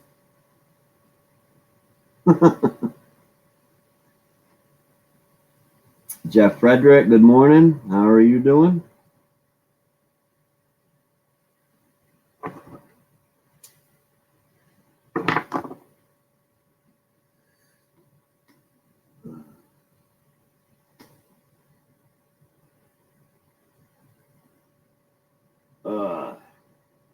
But yeah, so I'm going to redo behind the channels.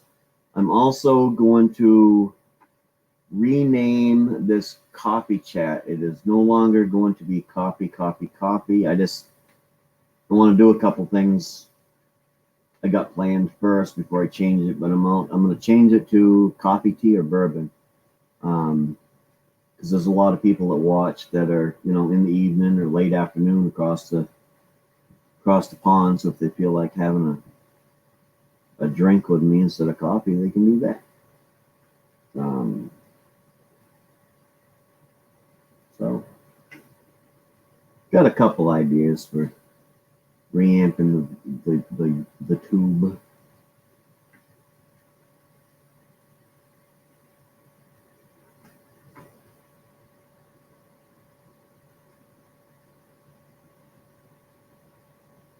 Two just had puppies.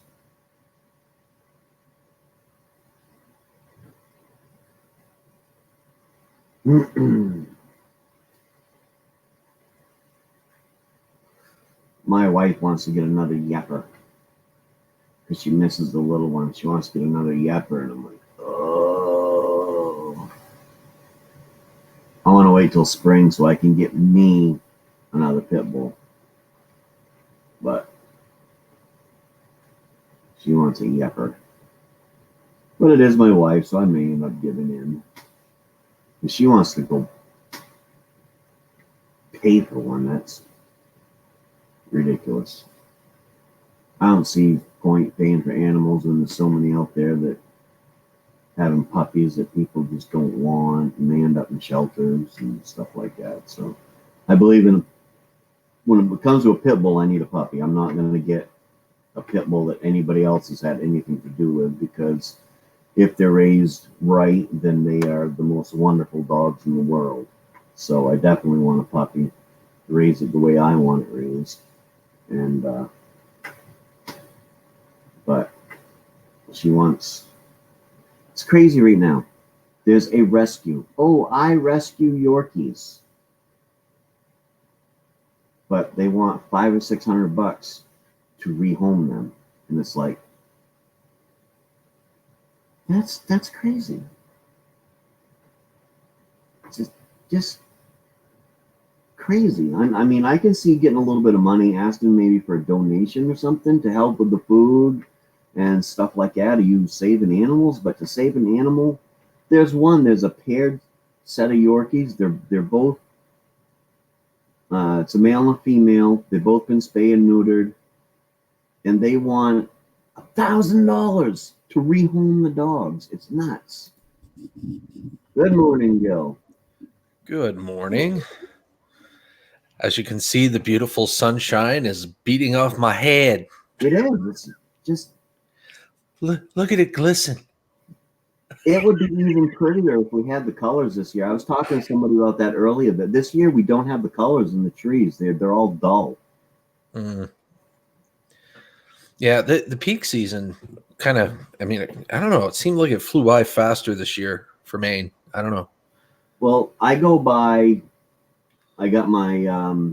sugar maple out front, or the rock maples, what it actually is. But we call them sugar maples because they are the best for tapping. But like right now, I can see it. And any other time, this time of day right here with the sun coming up, it would be bright. It's bright orange, and it almost looks like it's glowing when the sun hits it. And it's just like bleh this year. It's like bleh. I'll be posting a video probably tomorrow. Went up to Cadillac Mountain this past weekend with a good, with a friend of mine. Yep. And Big G's will be in the same video. But even though we'd passed peak, it was still quite beautiful up there. Yeah, but it was still dull this year. I think it's because we had a fairly dry summer, maybe. Yeah, probably. But I wanted to weigh in on the dog thing. Of course, I've got a husky. I've got a Siberian husky, and I'm torn between a Malamute husky, a Dane, or another chocolate lab. I'm curious to know your thoughts on the matter. Pit bull. No, no, I just gave you the choices for me. I just think pit bulls are the most wonderful dogs in the world, as long as they're raised right. They really are. Yeah. But so are Rottweilers. I mean, it all boils down to how you raise them. Yes, they've got animal instincts, but you can work with that from being a pup, you know. yeah. Gemma says chocolate lab. I kind of agree. Labs are really good dogs. The problem with labs is it takes them almost 3 years to stop chewing everything in your damn house. Yeah, I love labs. You know, see, I've had experience with all three. You know, all three dogs, and the only thing I worry about with the labs is like the hip dysplasia. I mean, toward the end of Hershey, that was her name.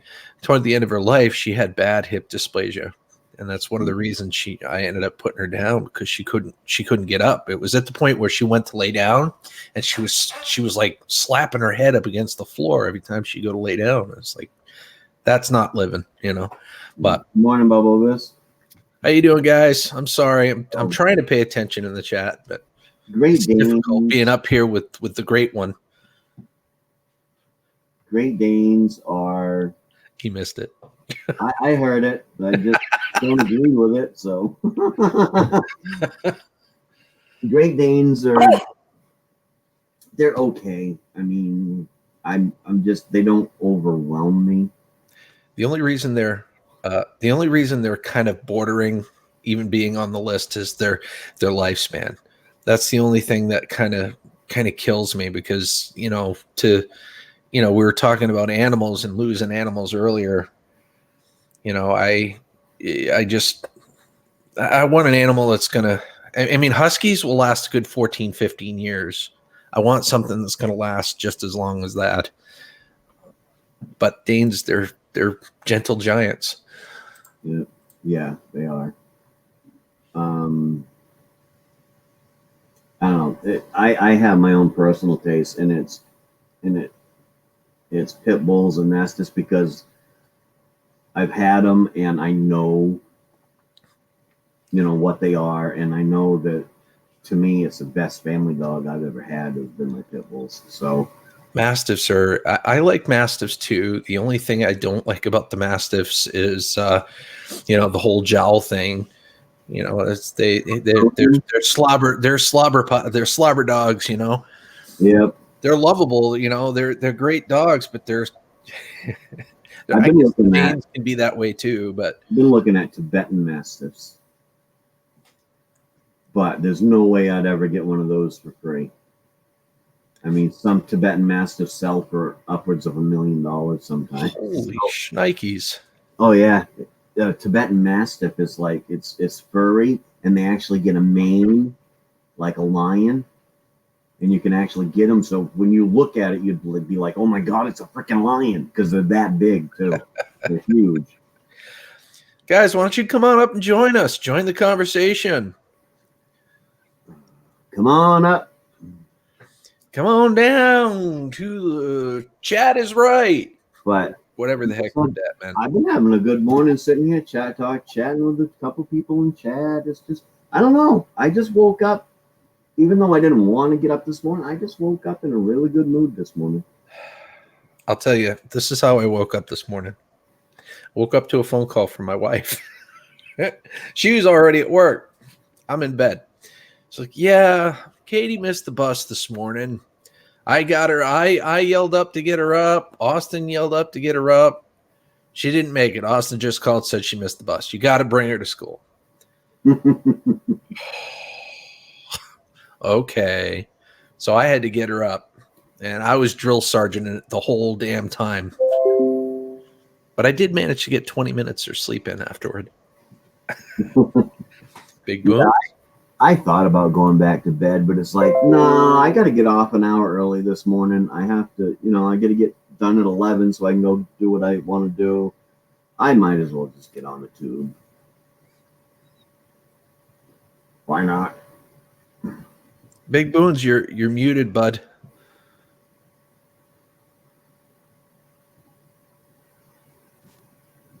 There you go. Uh, We still can't hear you. yeah, still can't hear you for some reason. It's like, screw you guys, I'm going home. Yeah, you're unmuted, but still can't hear you. Yeah, no mic. Oh, I can barely hear him now. I can hear him a little bit. You hear me a little bit. Oh, Nah, now it's we coming can. in now. It Sweet. probably took a second because I unplugged the USB from the computer. So Cool. How's life treating you today, big guy? treating me well, like life's a bumpy road, eh? So Always is. I Well, came on everybody asks how you doing all the time.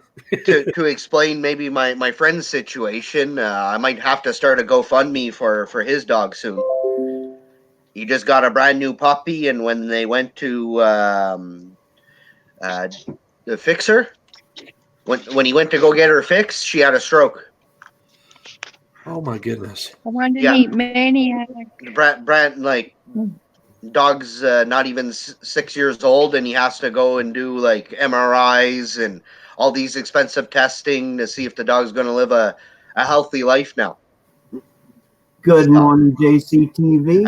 And then he's Hello, like nice he's to like meet me. He's you. a Hi, hunter. Jill. Been Hey, training it. TV. He's been training his dog for the past 6-8 months for hunting, and all that time has been for naught. Now the dog can't even live a proper life almost. JCTV's actually been in the chat almost since I started 2.5 hours ago, but she's one of the people that's been listening to me just sit here and gab That's because she's All awesome. morning. all morning. And you know what I'm afraid of, though, Gil? I'm in such a good mood, okay? And I'm afraid that this is an indication that I'm going to go over there and the boat's not going to run and it's going to sink. And Oh, you can't think like that, because if you start thinking like that, it's going to happen. You know that. it's not going to sink. There's absolutely no holes. Well, not the sink part, but I mean Murphy's Law is going to creep in and throw something at you. But hey, the price I paid for that boat, if I have to go out and buy a motor for it, I'm still at the better end of the deal. Well, I mean, you showed me the other boat. The other boat came with the deal, yes? The other boat, the other motor, rather, sorry. Yeah. The motor. It So- doesn't run, though. The engine's stuck. You could part that out and get a good portion of your money back, like you said. Yeah. You're still in really good shape with that boat. You as a bargain shopper, sir. Well, as I said, I basically bought that trailer and the guy threw the boat and the motor in with it. Because that trailer is not one of the, the cheap metal galvanized trailers like you get nowadays. It's a good, 8-inch freaking iron trailer. So I normally it isn't even something I to put up, but when I get a good deal like that, like I did with my truck, you got to put it out there and say, "Hey, look how freaking lucky I got." Yeah. Sometimes if you're lucky like that, you gotta pounce on stuff, Yeah. And that's why, like I said in my video, that's why I always keep money around, because there's nothing more frustrating than coming across something that's a really good deal or you really want and not having the money to get it. Do you mind if I share my screen for a moment here? Not at all. Not at all. All right, let me share it up here. And Big Boons, this is for your friend. I just want your friend to know just how much I relate with their situation. This puppy right here, this is the Dane I was telling you about, Errol. Yep. I basically rescued this Dane. As you can see, she's all white.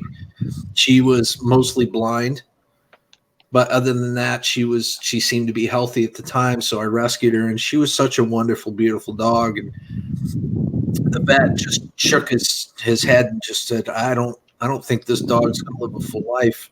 I says, well, she's going to live a good life for as long as she's on the earth. So I'm like, all right, that's what I'm going to do.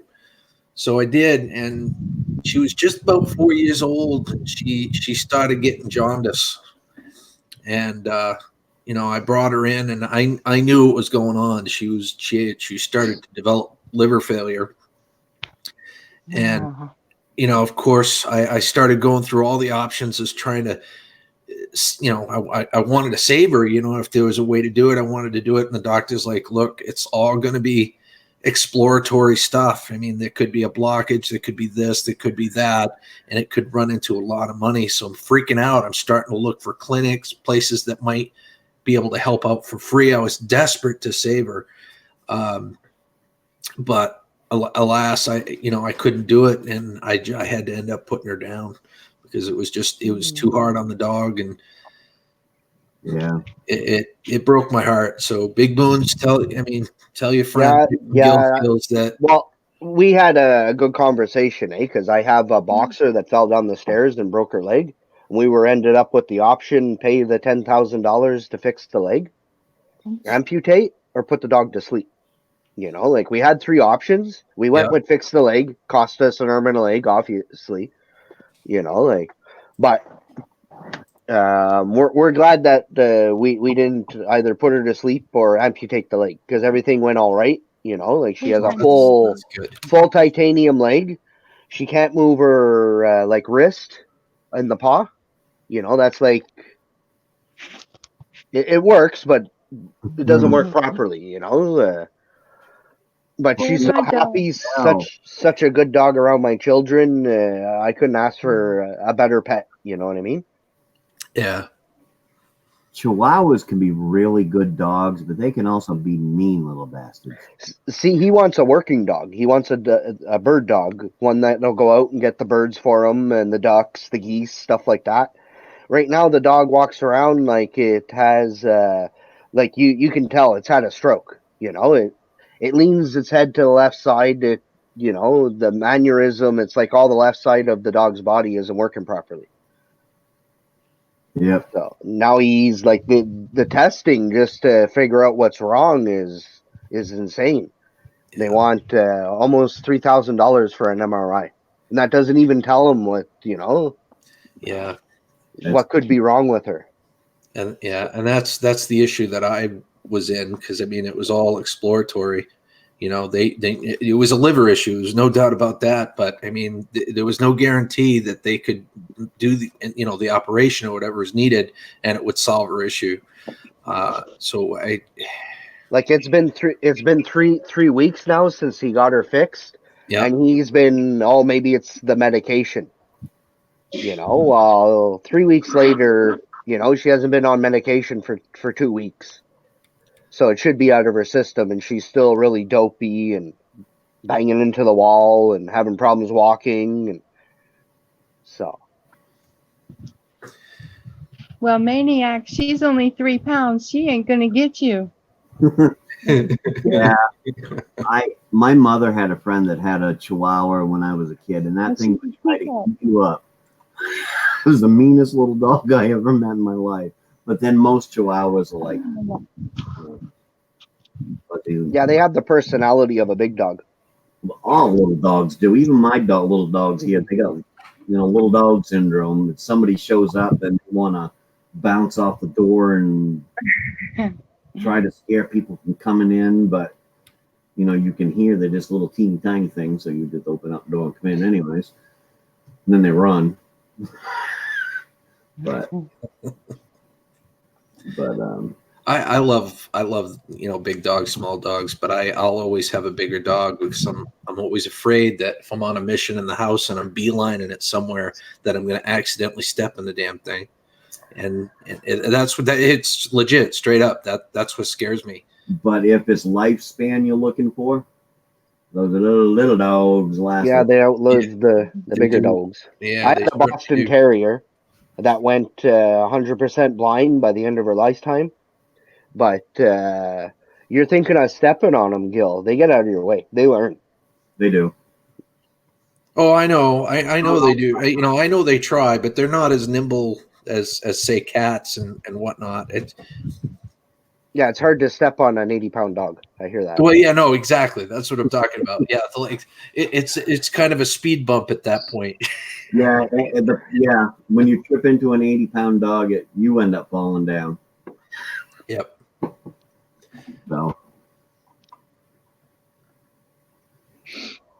So I see my friends in here with me this morning. Mm-hmm.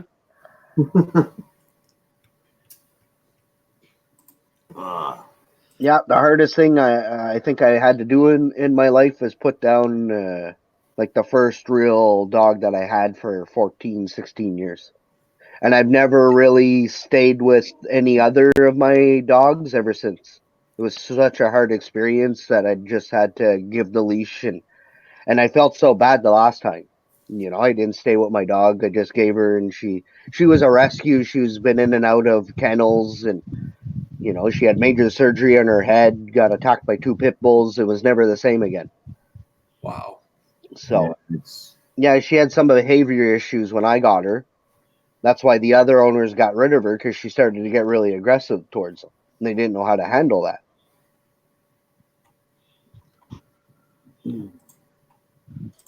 I don't like an aggressive dog. Oh, Yeah. she was, how can I say it? Little- Confusing times, you know? Like, you go through a traumatic instance like that. She had bad dreams at night. You know, like. This one heard us talking about dogs. He wanted to PTSD for dogs. It's a real thing. Well, my wife came with 3 small dogs. She came with 2 of this kind. Huh. Yeah, I thought so. And a one that was kind of a Scottish terrier mix. Well, I bent down to pat that dog one day, and he bit me on the hand. I told him, I said, "Dog's gone. Get rid of it. Sorry, I know you love your dog, but I got grandbabies that come into this house. I'm not gonna have a dog that'll bite." Yeah. So, I refuse to have a dog that'll bite. Well, it's tough when you rescue an animal too. You know what I mean? You don't know what they've been through. You don't know if they've been abused. And sometimes you know they've been abused and you're just trying to turn that around. And sometimes you just can't. Which is this one. Come here, buddy. Come here. Both of mine are rescues. Whoops. Yeah, all my dogs, since my first one, I've rescued. This one. Give them a second chance. My sister's dog's 100% deaf. Aww. Ever since he was born, and he had a lot of issues. And if my sister would have never rescued him, they would have euthanized him. Yeah. She was his last resort. He already went through the 3 to 5 owners before that, and they just couldn't deal with him being deaf. You know, like. Mm. She took a lot of time to train him, and she put him in like it's called a fly ball competition. I found out, you guys, through my county commissioner, the 2 girls that just had puppies, they're homeless. I just found out through the county commissioner that they will get the dogs fixed as long as we pay for the shots. So I'm going to get that done for her. Her last litter, she had 13 puppies. Wow. And I don't know how many she has this time, because she's at another location than the video I did the other day of Queen. So she's I've been taking care of her for 2 years now, and this is her 4th litter, and that's just too much. That's too much. That little white one nipped at my niece a few weeks ago, but my niece reached down and slapped him on top of the head.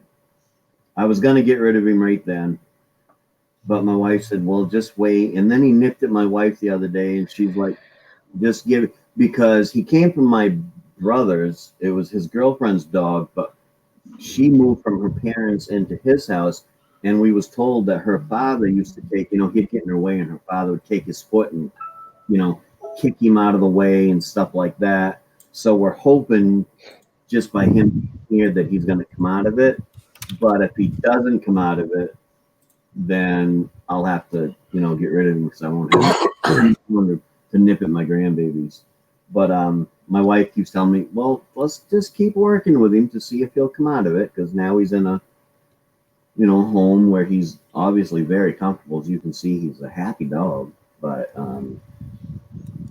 Tina McKenzie made a comment saying it's really hard to put your dog down. She had a dog with cancer and whatnot, and it sucks. It totally sucks. I'll tell you what helped me get through it, make it slightly easier, is the vet that I brought, my animals to.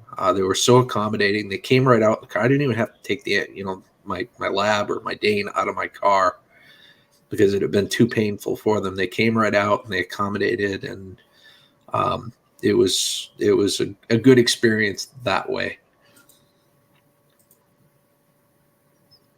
We got to get off the subject, man. I'm starting to tear up, to be honest. Yeah, I'm getting here thinking about my ebony dog.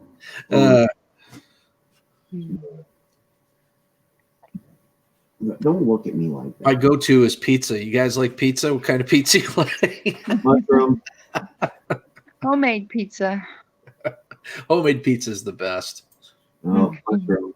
We got the store down here in town, the Galusha's down here in Clinton, and I swear to God, they make the best pizza in the world. They really do. It's something about, as long as they do it right, convenience stores, I think, make the Mom best. and Pop's Restaurante pizzas are my favorite. They're the mainstream. I don't like the, Domino's or Pizza Huts or Little Caesars or. Nope. Those aren't for me. Nope. And I don't like the other convenience store because they do something to their crust. They call it a buttery crust or something like that. And it's just, you pick it up and your hand gets soaked from the grease off the crust. It's not even grease running off the top of it from the cheese and stuff. It's and I just, no. So can't they be considerate and just hide all the grease inside the pizza, and so you can grab it? they've been doing it for years, so somebody must like it, but I don't. So there's a brick oven place I'd like to check out. Brick oven pizza. It's quite a drive. I love brick oven pizzas if they're made right. Yeah. Oh, good stuff. Yeah. No, I just can go downtown, grab a pizza. It's cheaper. Don't have to. Well, it's not cheaper than making my own pizza, but it's a heck of a lot more convenient, is it not? It is. Call them up. I like a 16-inch pizza, half mushroom, half whatever my wife decides she wants, and they make it for me. Drive 5 minutes down the road, pick it up, drive 5 minutes back. Saves me an hour of preparation out here in the kitchen making the dough and all that stuff. So even though my wife has a bread maker, it's really convenient.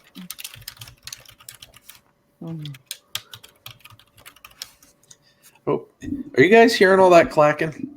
Yeah, but it's not bothering me. Well, it might be bothering somebody else. Let me move the mic. There. Clickety clack, clickety clack. Sorry, I'm working at the same time, guys. My apologies. I knew that. Well, I know you knew that, but maybe I can watch your eyes and see if you're working or talking to us.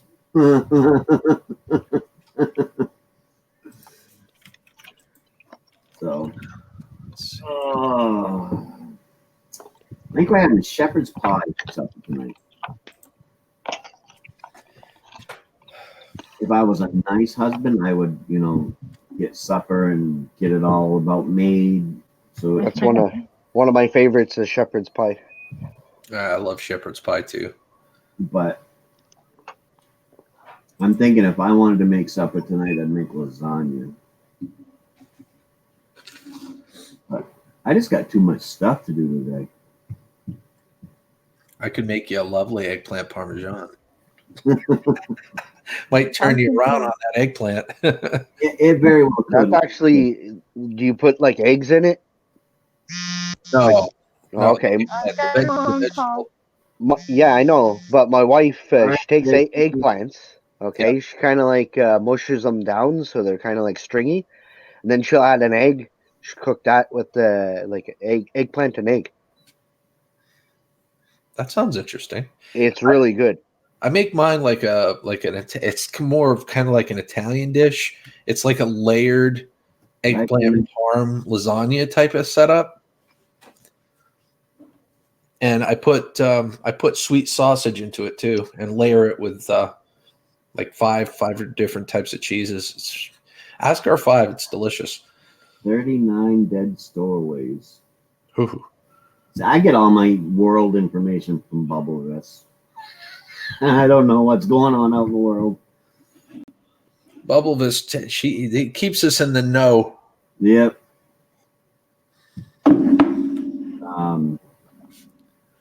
Yeah, no, I've never had eggplant parmesan. I know that I've tried, like fried eggplant and stuff like that, and I can't handle it. Summer squash, the only way I can eat summer squash, honestly, is to make a bread out of it like zucchini bread. Yeah. See, you and I have a lot in common in that regard. I don't like squash. It would have to be made a very specific way for me to eat it at all. Eggplant is very similar. I don't think I'd eat eggplant. This is the only way I've eaten eggplant, to be perfectly honest with you. But I can't stand zucchini unless it's in zucchini bread. I don't know. Weird. I love zucchini bread too. When it comes to squash, I like winter squashes like butternut squash and stuff like, stuff you expect to have with Thanksgiving dinner. Yeah. I'll eat it, you know what I mean? But it's not like if I had a choice between squash and mashed taters, I'm going to take my mashed taters. Well, I usually have both. On our Thanksgiving dinner table is usually squash, which is butternut squash, mashed potatoes, and sweet potatoes. Usually get your choice, and I usually end up throwing all three. I like a little sweet potato now and then, but I'm not a big sweet potato fan. And Yeah, I do it like the special occasions, Christmas, Thanksgiving. It's when the sweet potatoes come out. yeah, I'll have a little plop on there. But I like sweet potato fries. see, I'm not big on any fries, period, anyway, so. I do like sweet potatoes. My wife loves to make them. She puts brown sugar, like she'll cut it and it'll be like the size of cookies. She'll put them up on there on the cookie sheet, and she'll throw brown sugar on them, and she'll throw those little tiny marshmallows on top. It doesn't last long around here. It's basically like almost like a sweet potato pie, only there's no pie involved. Exactly. I've traveled to a lot of different places, and there's only one place that I've ever found that uses peanut oil instead of vegetable oil to cook their French fries. Mm-hmm. Five Guys. What a difference with peanut oil. They're delicious, are they not? Oh, they are. And a lot of other restaurants don't want to do it because of the peanut allergy thing, like they don't want to deter anybody away.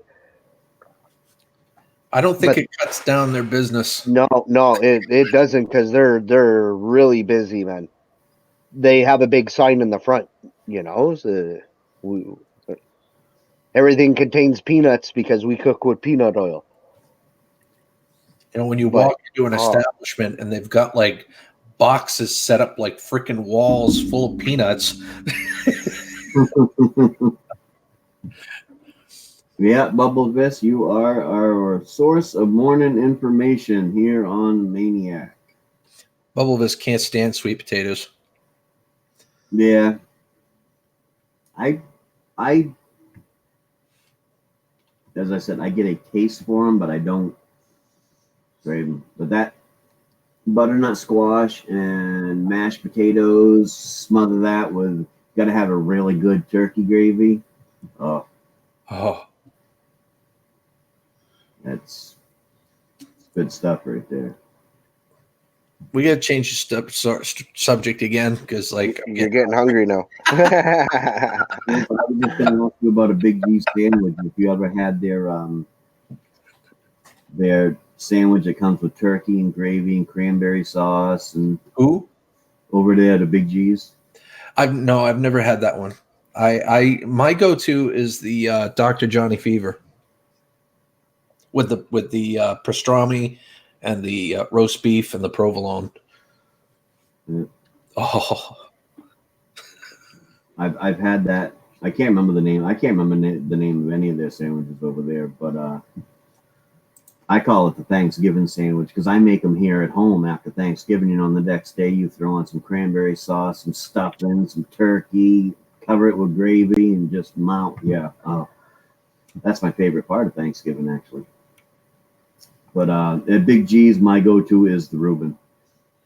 Yeah, my wife, just going by what Bubble has said, my wife uses sunflower oil to do her spring rolls. And she cooks spring rolls. She cooks a mean spring roll. Peanut oil's oil not. is a little bit more expensive, but it's not overly so. No. I know when I had a turkey fryer, that's what I used to use was peanut oil. But I don't really deep fry much stuff anyways. So a little bit of Crisco does it for me.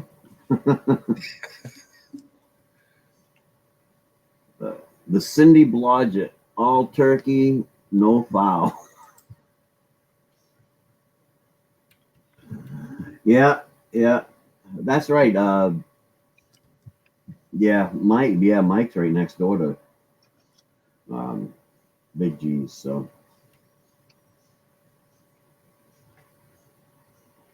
but they used to have a sandwich, and they no longer make it there. It was the shrimp cocktail, which was basically that. It was shrimp with cocktail sauce, lettuce, tomato, and Swiss cheese.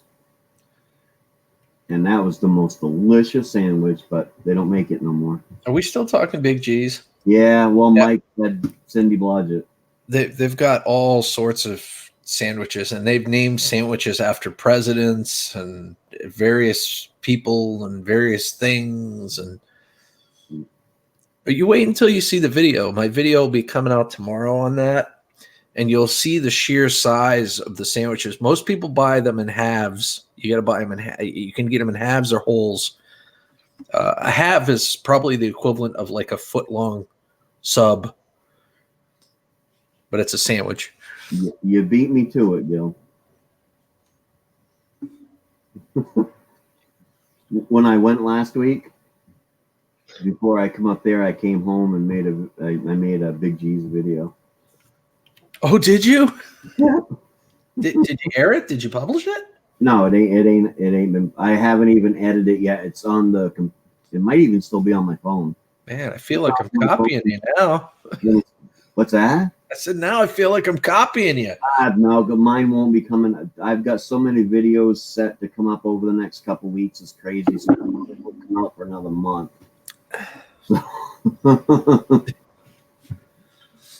But yeah, the day I went to Big G's, I did a little quick video outside and then brought it home and showed it on video. It maybe is going to be a 2 or 3 minute video. It's really quick. I mean, how much video can you really do about a sandwich? I don't know. My buddy did. Well, he's in that niche, so he does pretty good videos.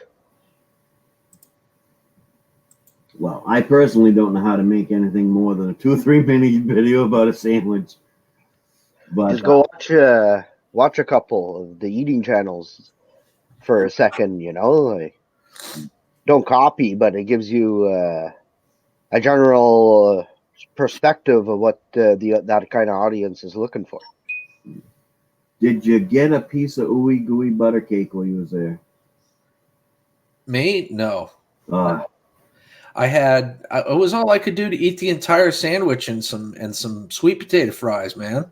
Well, I know, but that ooey gooey butter cake, you would have taken that home, and you're probably still working on the whoopie pie. Yeah, there's a little bit of that left. The family's actually helping me out with it.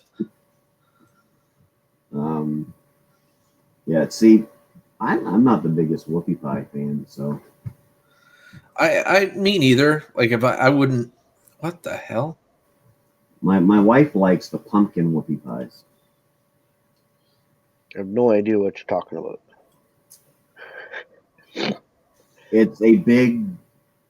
It's basically 2 pieces of chocolate cake with the really thick, heavy cream stuck in between. It's a frosting sandwich with 2 pieces of cake as bread.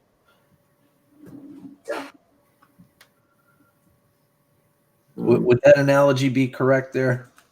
Yeah, about that. Except, they're like shaped. The cake, instead of it being shaped square, it's kind of half mooned, and I don't know.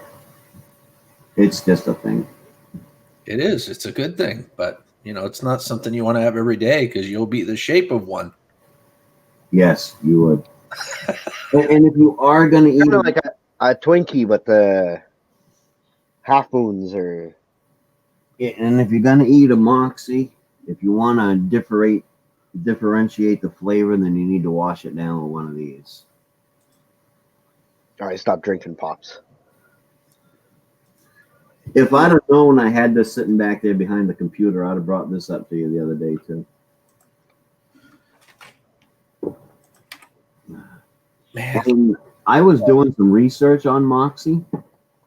It's sold in a few more places in Maine, but I didn't know that the word Moxie actually comes from the soda Moxie. I didn't know that either. I was reading about it on Wikipedia there, and they were saying that the word Moxie is now known as whatever the word Moxie means. But yeah, I guess the word Moxie comes from Moxie. And it wasn't invented in Maine. It was invented by a Mainer in Massachusetts. Boy, that's a twist.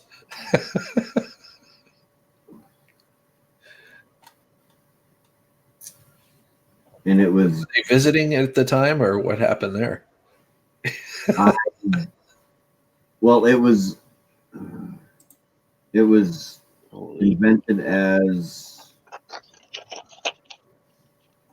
a an elixir, Right. just like the same thing, Dr. Pepper and all of that stuff was all invented as elixirs. So, But you said that it was a Mainer, but they were in Massachusetts when they yeah. or I was from Maine. I don't know if he lived in Massachusetts or what. It didn't really say, but they said so and so from where he lived in Maine invented it in somewhere in Massachusetts, and I don't know. I tend to read stuff. I want to know a little bit more about it. They got rid of the man, and then they brought the man back.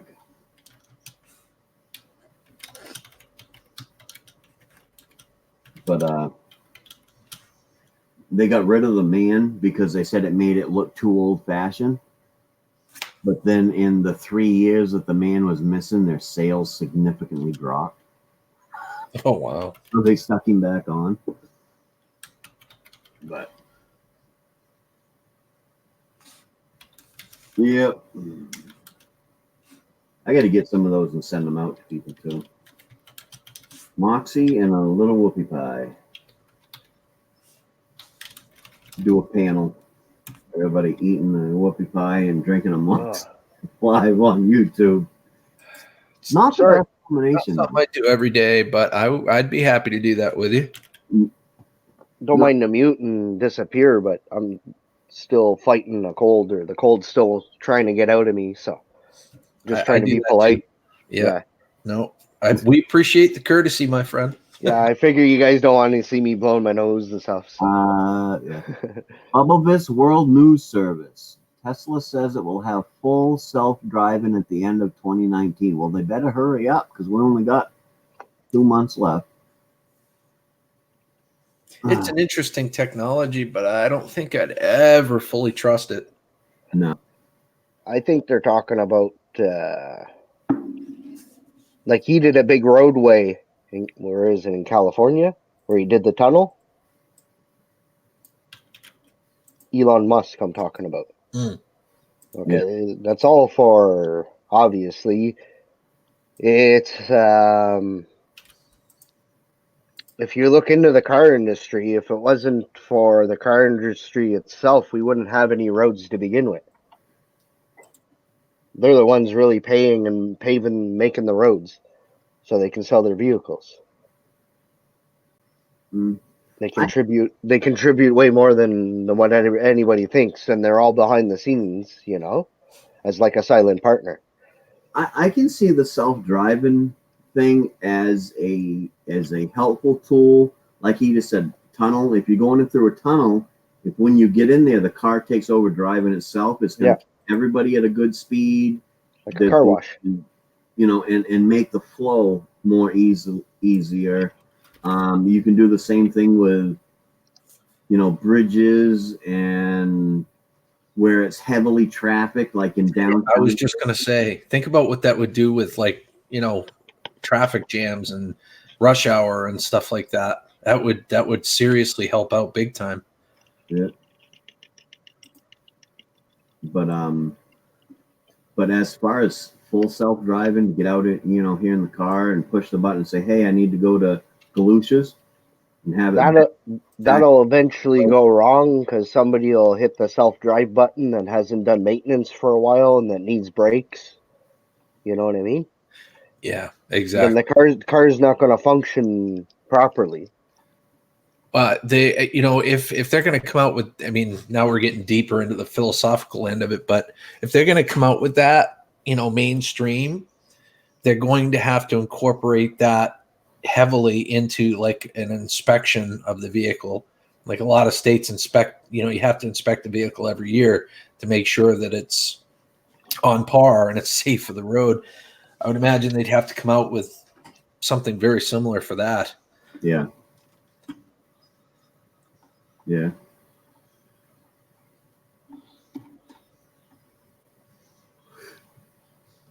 Or have it use, you know, self-diagnostics a mile before the tunnel comes up. You know, there's this little scan on your car that, you know, if anything goes wrong with your self-driving system, it sends out alert like an idiot light on your dashboard or something. And there's a sensor in the road. So before you get to the tunnel, it says, hey, your shit ain't working. You need to get off and find a different way around. It's funny if it or pull over to the side, yeah. Your shit ain't going to work and you're going to be in some pretty deep shit, so you better pull over. But no tunnel for you. Take control. Yep. There's all kinds of things. You know, the heck with driving, you know, cars that drive themselves. I want the flying cars. Oh my God, we were promised to have them by 2000. I know. And like, you know, there's different prototypes here and there out there, but nothing. I mean, they don't look like flying cars. They look like, you know, hybrids, you know, like hybrid planes or whatever. Yeah, the issues that they're having with the self-driving cars is that everybody else isn't in a self-driving car. Right. So it's you can't predict what another human's going to do. Yep. Yeah, we were promised by the year 2000 there would be flying cars that were going to be available to the general public, and it was going to be minimal training to be able to fly them because they were all going to be standardized, and it was going to totally redo travel because, you know, if it would increase the amount of distance people could travel for work. You know, if you have to travel 2 hours for work, you're going to get there in a half an hour if you had the flying car, and it was going to totally revolutionize it.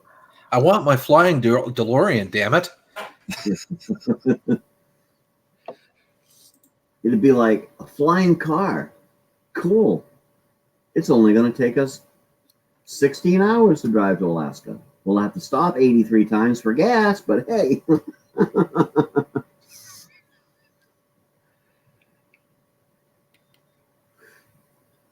Yeah. I think Well, part of if they do it like it is now, okay, and you look at some people that barely can afford a vehicle, but they still have. That's what I'm saying. The maintenance, you know what I mean? Where right. their brakes aren't going to be as good, or something's not going to be as reliable. Like we all see those jalopies out there driving down the road, wondering how is that thing still going down the road. So I think with those sort of situations, like with the self-driving cars, like if they did an inspection, like the car can pass because it's sound and you could drive it yourself. But if like the diagnostic of the computer, which would drive the car, or the sensors around it that would detect things around the vehicle, failed, it would be like a two-step thing. All right, you can drive your car because it's sound, but you can't engage the autopilot, kind of thing. Your new Roadster with the SpaceX add-on might be able to do short flying hops.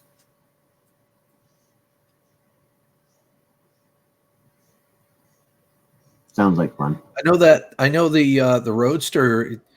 I wonder where the hell that Roadster is right now that was in orbit. Is it still in orbit, or did they push that out into deep space? They put a car in orbit? Oh, frig yeah. You didn't know that? No, I don't pay attention to that. Elon Musk shot a Roadster right into space. I know he's been putting rockets into space, but I Oh, didn't know about the. check that out. Seriously. Yeah, I gotta no, share. I'll check it. I like following Elon Musk. I just haven't for a while now, about a year. But I know a lot of his, like he started PayPal, sold PayPal, then started Tesla. He started PayPal with the brothers that own YouTube. You can't get enough unobtainium for a flux capacitor.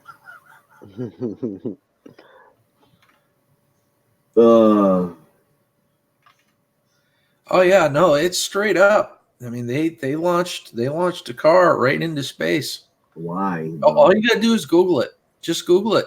Check it out. I will, but Elon Musk and car in space. That's all you need.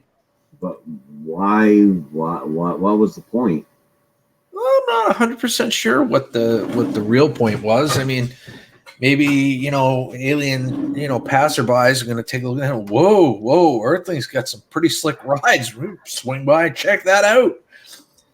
Let's find that Tesla dealership.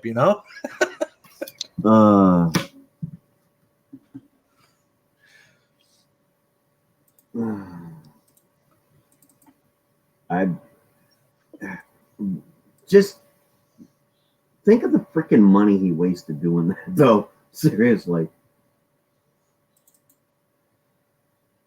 Oh, I don't disagree. I don't disagree at all, actually. So I think his boring company, like he sells flamethrowers and party hats and a bunch of other novelty items. You know what I mean? Like I think that's what's funding it all. well, the man is a genius. I mean, he is. I think we can all agree on that. But think about. I mean, he's got a rocket developed where it's reusable. You can launch it, bring stuff up to the space station or wherever, and the damn thing comes back down and lands itself.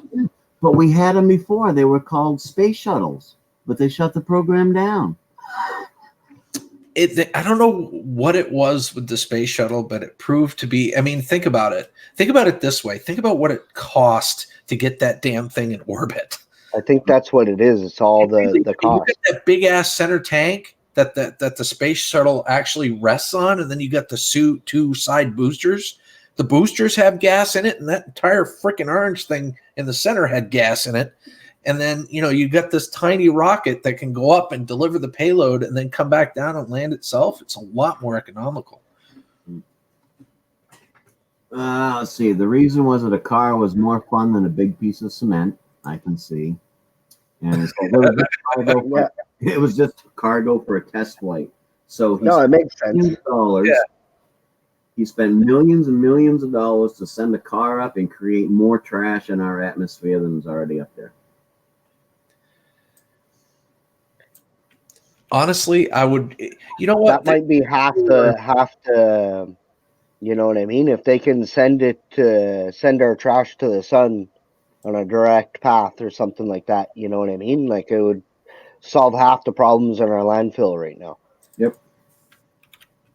But Well, it also yes and no. it could also do Might- funky might on Yeah, it. it might cause a whole bunch of other problems we don't know about it at Well, the I same mean, time. you know, we as a race need to come together in terms of recycling. I mean, truthfully, because we're going to Oh, run yeah. out of resources here soon. I mean, speaking Cosmo. Wow, I can't talk. We're planet eaters as a human race.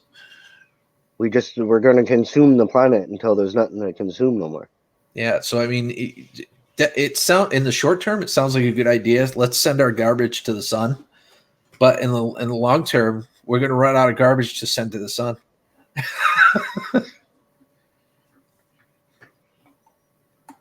So let's recycle our garbage. And it all started with a Tesla going into space. I do my job. You see, I get these out right here, okay? And then what I do is I pull off the bits and pieces that I want, and then this goes into that bin over there, and then that bin goes down to my local dump and gets put into the e-waste bin, and then it goes to the e-waste guys, and they get out all the other stuff that I couldn't.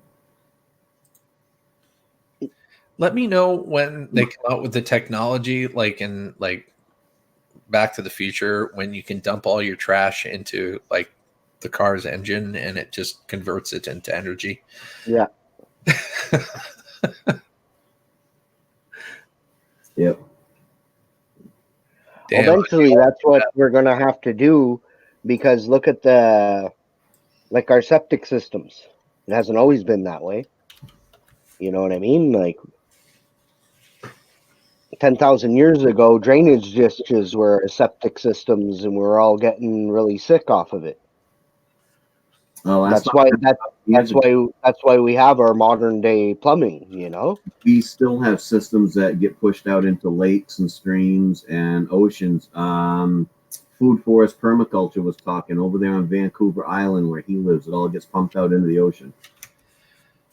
So Yeah, we got to stop that nonsense. we haven't. I mean, and you think about it, how much technology can you actually do on elimination? As it is, people think, oh, you know, we're great. We got indoor plumbing and stuff.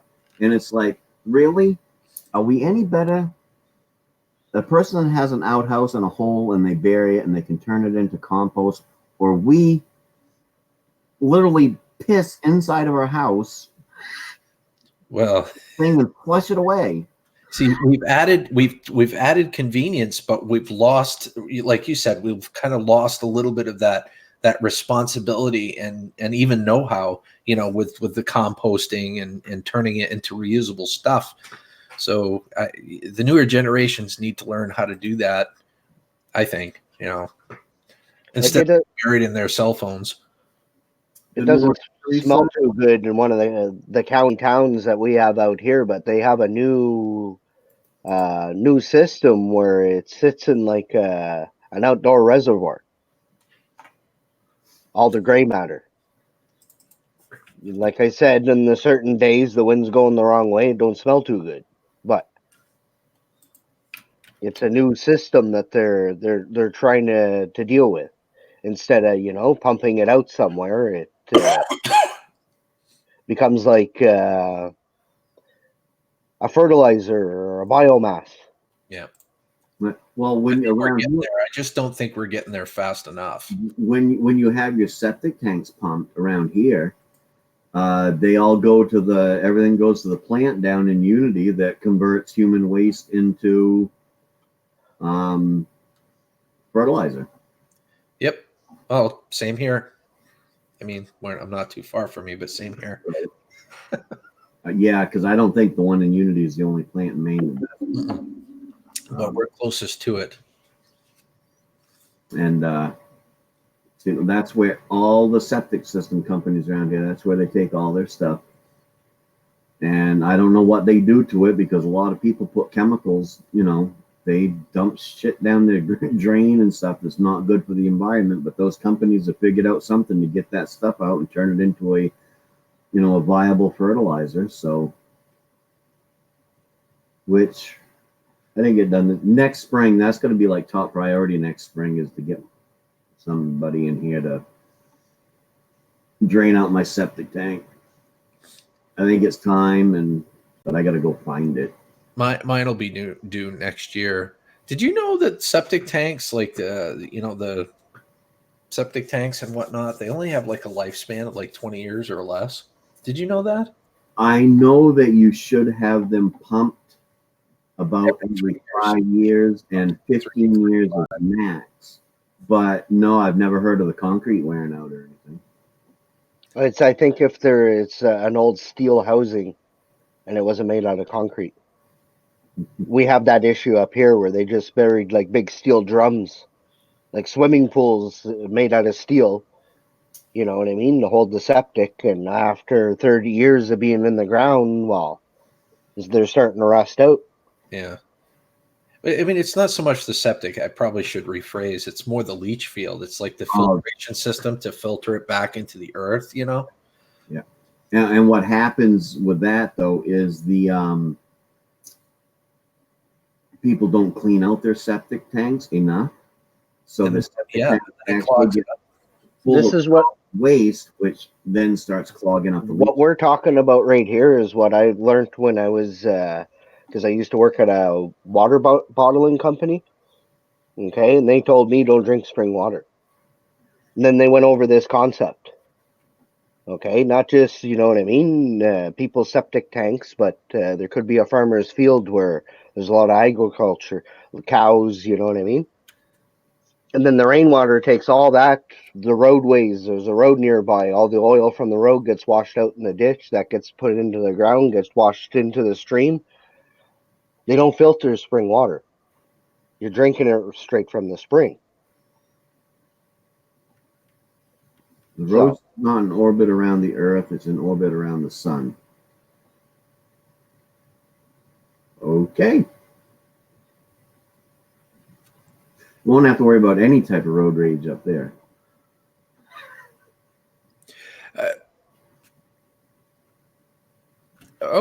So it's not around the Earth anymore. Well, I'm gonna blow your mind here for a second. The Earth is going around the sun. So is it still going around the sun at the same time as going around the Earth, or has it disappeared? I think it doesn't have nothing to do with the Earth's orbit no more. Yeah, so it disembarked. See, I don't know. If I were Elon Musk, I'd push that puppy out, and I'd get it out just like the Voyager probes. Me and Bubble start advertising. He's going to be the first person to advertise in interstellar space. Instead of an airplane, he can put that big thing behind it like they used to put on airplanes, with the big flag waving behind it. Me and Bubblevis got into a pretty deep conversation one time about Elon Musk, and I said he seems like a nice guy, and he seems like he's all for all this good stuff, but nobody knows what his ultimate plan is, and governments really need to be careful with how much they allow him to do, and how much technology that they allow him to hold, because at some point he could just say, you don't want to give me billions of dollars, fine, you can't have my technology. And could basically he's a big believer in like the Terminator theory, you know what I mean, where technology can take over. Yep. And if he has control of all that technology, guess who's in control of the world? I will bubble this. I will. Thank you. See, all this stuff I find fascinating. We're starting to talk more science now. I love that topic. But exactly, yeah. Exactly, Belovis. Yeah, you and I had agreed on it. They need to watch out because if he holds all the technology, then he controls the world, basically, is what happens. And you can't have that. So, Well, but I don't think he's gonna take over. right. And it's not like, yes, oh yes, we have the whole patent thing. Well, that's so people don't steal your ideas. If you're really smart, you will just keep your ideas to yourself, do the technology, and not even tell the governments about it because you know they're just going to steal your patents if they want to. So if you don't patent it, nobody knows how it works. But yeah, we think he's been upfront with his aims. He says what he wants, but is he just telling us what we want to hear? The man is a genius. So I mean, he's way smarter than some. He's one of the few that really stand out in Like history. Einstein. He will be mentioned many times long after we're dead. But with someone that's got a brain as complex as his, or thinks as complexly as he does, who the frig knows what his agenda truly is? Raphael's not giving his technology to Elon at all. He can't have my Twinkie eating technology either. Frig him. I'm going to grab more coffee. I switched over to Moxie. It was sitting there. I want more coffee. Yeah, I got my wife coming back from a Timmy excursion, Tim Hortons. That's what I had for coffee this morning. Yeah. I had to take my wife to work, so on the way back, I just came the other direction, stopped at Tim Hortons, got me a extra large dark roast and a couple old-fashioned donuts. And You have any videos on the boat you got yet, or? Because I've been. The last video I released that came out Monday was on the boat. Okay, I'll have to check it out. Yeah, it's like a quick 5-minute video. So, yep, and I'll be making another video on it today because I'm gonna go out and try to float it. Yeah, I think that's what. Well, I'm putting mine like winter storage, putting it away for the winter time. So. Yeah, well, I just got this one, so I got to test it out before I put it away for the winter. Well, we got three boats to deal with, so I want to put the small little one away that we're not going to use. And as if they're going to Elon Musk is in bed with Monsanto and probably funded by the government anyways. That way they will collect it. It'd be wise for any government to get him in bed with them quickly. They didn't let him build a tunnel for no reason. Right? Yeah. Not, you know what I mean? Never mind the permit to build a deck on the side of your house. Like, you know who is a really smart man though? And I can't remember his name off the top of my head, but the Amazon guy. The guy that developed or invented Amazon? Yeah. Oh man. Seriously. Jeez, I got a few books I want to sell. Maybe some other people want to sell their used books too. That's what it was. Yeah. His wife wanted to sell books or something. Yeah. They want to get rid of some used books. Thought that maybe some other people might want to sell their books. So they started a used book online company, and it turned into what it is today. That was a smart man right there. Yeah, and I think they still own the company. Maybe. Yeah. They're still involved with it. Yeah. He's still running it, but I mean, of course, it's a public company now, so you can buy shares in it and stuff like that. Yes, Ralph, I'm still going for another 23 minutes. And then I'm going to go out and get the boat ready. I'm not even going to be able to launch into Gil's shenanigans if he's having it today. Ralph, come on up, buddy. Come on up. You're the next contestant on the chat is right. And because I'm going to go float my boat. Or sink my boat. I'm going to do something with that boat today. But like I said, if I can't get it this is just a test run. I'm not even going to tinker with it if it's not running right or nothing. It's just to see what it does. That I could honestly just take a barrel out there and I could actually see what I'm going to go see anyways. But it would make it a more interesting video if I'm floating it, right? Hold on, sound settings not done correctly yet. And I remember Blue Origin Bubble Vests. There. They were trying really, really hard to get passenger jets to go up to the very edge of space. If I'm not mistaken, if memory serves, but I haven't heard much about them lately. Mike, no, I'm not taking the Kennebec. I'm over here. I'm right on like the edge of like 2 miles of the Canaan town line.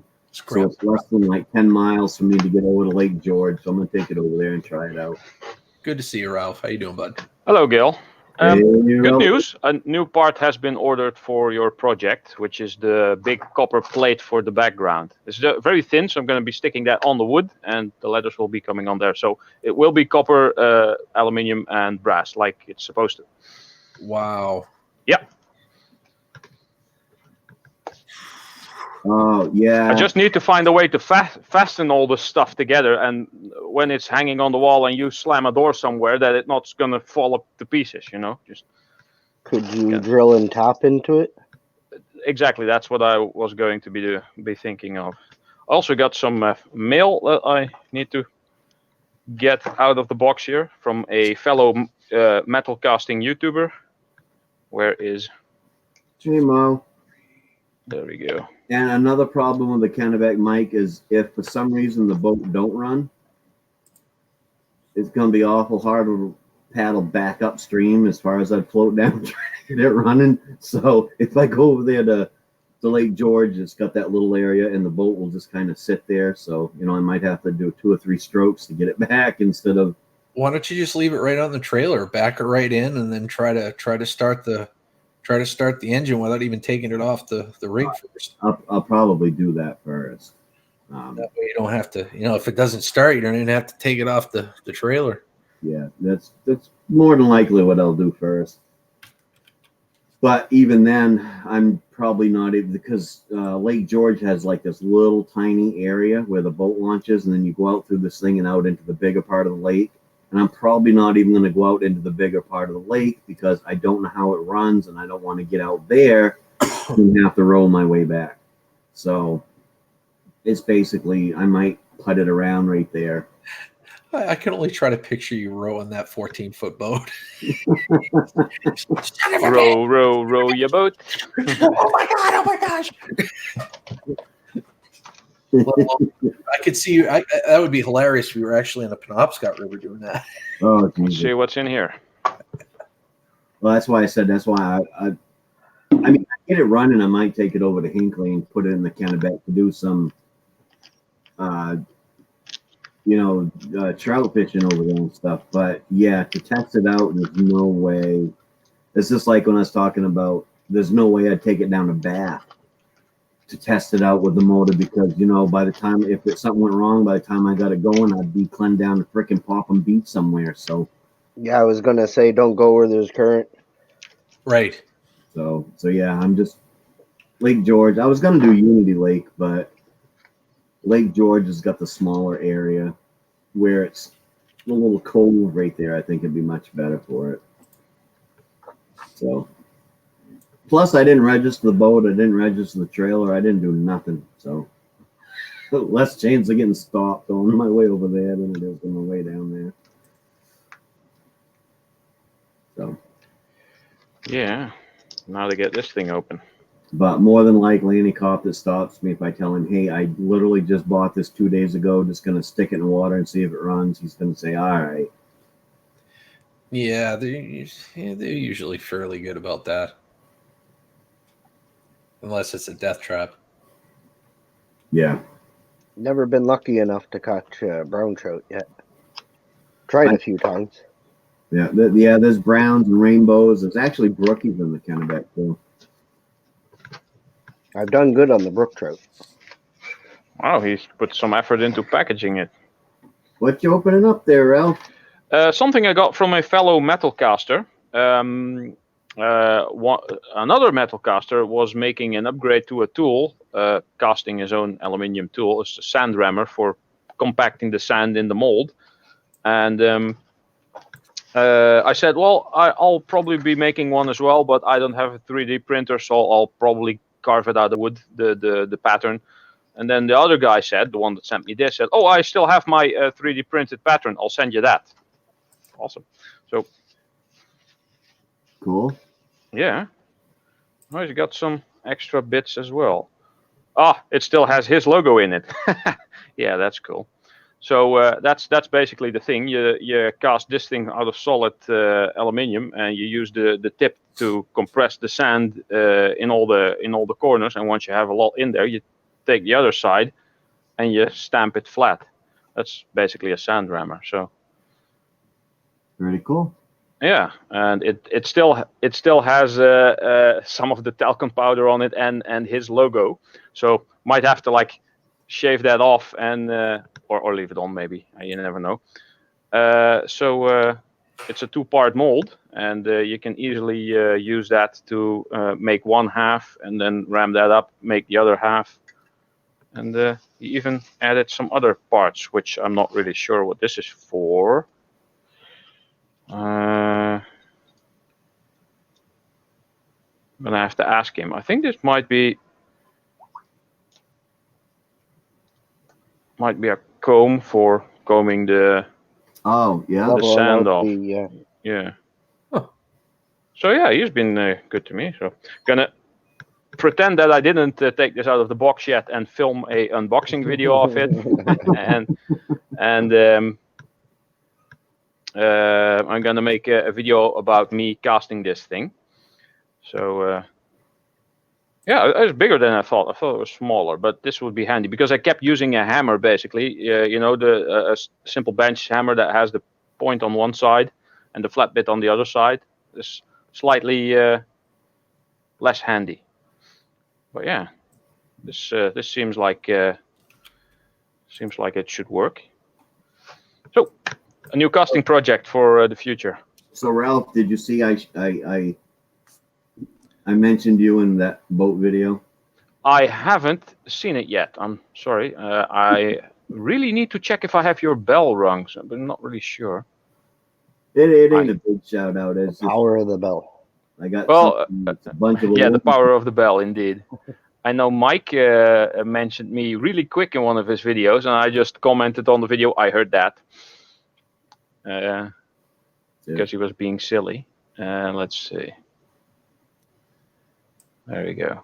Oh, NBA's back in? Oh, yes, your bell is rung. Raphael just must have read way back when NBA was in here chatting with me this morning a little bit. So, Mo Homesteading in the house. Hello, Tanya. Wait. Where's your latest video? Which one is it? Impulse buy. Looky what I bought. Looky what I bought.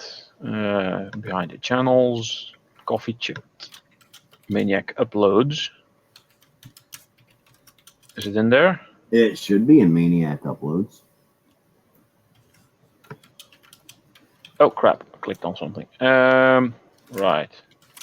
Outdoors living, e-waste. It would be. I think I've got it in outdoors, or Tear down for snobby. but it should. Oh yeah! Look what I found. No, that's the about the car. Oh yeah. No, stuff. Yeah, let me find. Oh, it. you got a lot of playlist. Oh yeah, I do a lot of stuff. I'm the stuff guy. I need to make some more playlists as well, because I can basically make an unboxing and a fan mail playlist by now. Yep. Yeah, in my Maine-iac uploads, it's the third video in it. It says outdoors. Looky what I bought. Maine-iac uploads. From 3 days ago. Impulsive buy, it says. That's the one. Oh, the thumbnail says "Looky what I bought." Yeah, I was looking at the titles. Yeah. All right, no, sorry. The thumbnail says "Looky what I bought." Yep, I'm gonna have a look at that. I'll pause it for now, so I know what to look for. Definitely an impulsive buy, but it was certainly a good one. Everybody laughs when I say, yes, sir, went to the store for a pack of smokes and came home with a boat. And you're like, what the hell store did you go to? Yeah. Oh, Raphael already linked it as well. Thanks for that, but I found it. I got to step down, guys. The wife ended up getting a flat tire on the baby stroller, Oh, man. of all things. So, daddy to the rescue. Thank you for coming up, buddy. Hey, not a problem. Ever good, sir. It was good talking science and knowledge. Yeah. I like that stuff. So, later, guys. Take care, bud. Later. Wicked good stuff that was, mister. Wicked good stuff. Jungle is massive. Yeah, I got to remember to try to do the name of my video the same as I have on the thumbnail. I tend to make them different, and yeah, I do the same. I usually put the full description in the name of the video, like word for word, and then a abbreviation like metal casting this item in the thumbnail. I was like, looky what I bought. I figured people would say, hey, what do you buy? That's cool. Click. The package I had to pick up at the hardware store. So I thought, let's just go and get some more stuff that I need. So I got myself some safety goggles when sanding and working with stuff. Might be handy. This has a very strong, well, I don't think it's glass, probably plexiglass because it's really cheap. But completely cutting off my eyes from any particles and whatnot. And I don't know if you've seen, but I was fiddling with power plugs and getting the copper, the brass pins out, which I did using this. Very tedious. So I got myself slightly bigger. Yeah. So that should work slightly better, I assume. Oh wow, no effort at all. That's going to be a lot better. So you know what I use for getting my gold fingers off?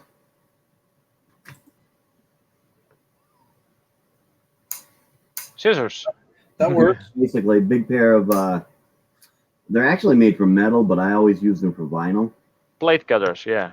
And they work really good for cutting the fingers. Oh, I'm thinking when I get the copper plate, I might need some plate cutters as well, or I'll probably just try to saw through it neatly. That will probably leave less of a bending and. Yeah, but if it's just copper, you can always tap out the bends too.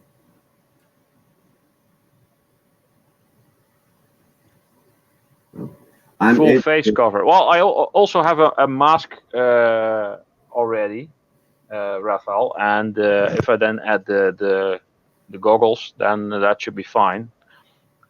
I looked at one of those big helmets with the full face mask thing, but yeah, those are quite expensive compared to this stuff. Plus, I don't think I really need it. I mean, I'm not doing it day in, day out. I personally, doing what you do, I probably wouldn't even my own personal self probably wouldn't even put goggles on because it ain't like you're grinding with sparks flying everywhere. And no, but when grinding off the feeder parts and all the bits, some tiny bits of brass or metal might chop off, or if your disc breaks or gets a piece broken out, then that might fly everywhere. I use my Dremel a lot as well. Those have tiny discs, and as soon as they get caught on something, they basically shatter and fly all over the place. So it's not that nice to have something like that stuck in your eye. Yeah, I know. I gotta turn on the bilge pump when I get out of there and get the water out of it, and then when it gets home, I gotta sweep it out because it was sitting down there and it's like half full of leaves, and now it's got little tiny pieces of branch because I backed it up underneath the apple tree. And I think you just recently printed this. There's still all kinds of muck in there.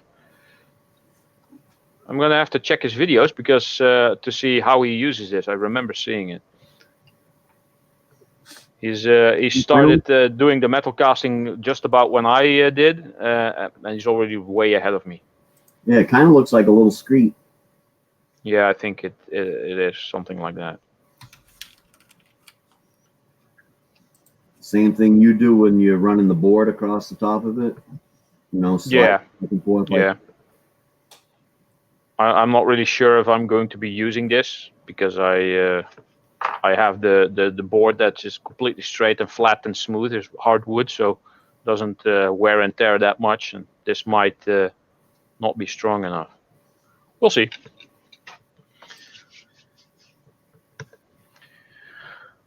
So yeah, lots of good stuff. I also got some stickers that came in. I need to make videos of. I'm running behind here.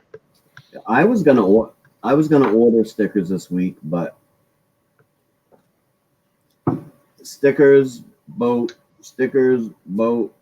Yeah, boat. boat's more fun. The boat one. Now I have to wait before I buy anything else. Now I have to wait because I spent up all my play money. So first thing the wife said, her biggest concern was, "You spent the snowblower money on that?" Absolutely did not. I still got all the money I've saved up for the snowblower right there. This is money that I personally saved for my own fun things. Then it turned into, well, I don't know how you have money to do that. Easy. Every week I don't order 2 new outfits and 3 new pairs of shoes. That's how I have money That's telling her. to not do this, to be able to go out and buy a boat if I want to. Yeah. So let's get this aside here. There we go. So you didn't complain too much. I kind of played that up more than I knew she wouldn't say too much. She was just concerned whether I spent the money for the snowblower, but I didn't. I just wasn't able to add to the snowblower fund this paycheck, but I didn't spend any money from the snowblower fund. So I am a-okay. Yeah. I'm going to have some fun with taking all these pins out of these plugs. I have a few. Well, there you go. There's some brass for you there, buddy. Yeah, I'm going to try to fill up this thing. It's about half full now.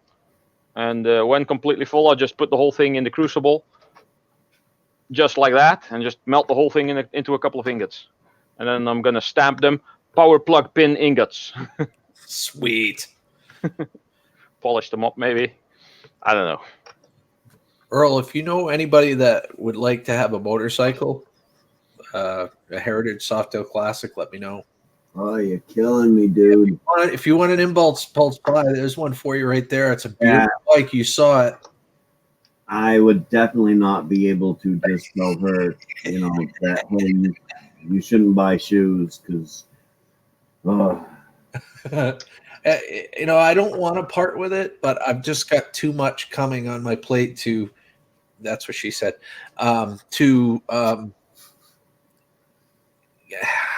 Like my son, I got to make sure that I got to get a truck for myself. Yep. My son's getting my old car. My daughter's currently in driver's ed. I promised both kids I'd buy them their first vehicle. Dollar signs are adding up in my head, and I'm starting to freak out a bit. Well, the truck. Here's some comfort, maybe. My first car cost me 75 euros with a full tank of gas. It was an oldie. It was like from 1985, one of those belt-driven Volvos that could go like 160 forward, but also 160 backwards, kilometers, which would be 100 miles an hour. But your first car doesn't have to be that. It's something you have to practice in. You can hit the curb, hit a post somewhere. Get scratches. It's basically a bumper car. They're going to be beaters. There's no doubt about. I mean, not beaters, but they're going to be sound vehicles. The frame's going to be good and all that. The Route would be a great first vehicle for my son because I know exactly what's gone into that. I've done all the maintenance on it myself, so that helps. And then, when my daughter, the goal is to give my daughter the Corolla that we have. We got that. I don't know if you saw that Corolla on your way out. Roll. Toyota Corolla? It's a 2015 Toyota Corolla. Wow, it's still somewhat recent. Yeah, we'll give her that as her first vehicle. And then my wife will get a new car, and we'll be happy because I'll have a truck. I'll be able to tow a camper or boat or whatever the hell I want. Or the cars when the kids get them stuck somewhere. Exactly. Exactly. That's what I'm talking about. I kind of know what you're looking for in a truck, but if you just wanted a truck to get you by, I can show you a place. Same place I bought my truck. He's got trucks there that are you can't really get a better deal than there. But I know you want a little bit better than a $1,000. I want something that maybe right around its through its halfway through its life type of thing. It's something that's got about 100,000 miles on it. Yep. Something that's been treated fairly well. The frame's not going to rot out from underneath it. The kind of thing. And I don't drive very much, so it doesn't.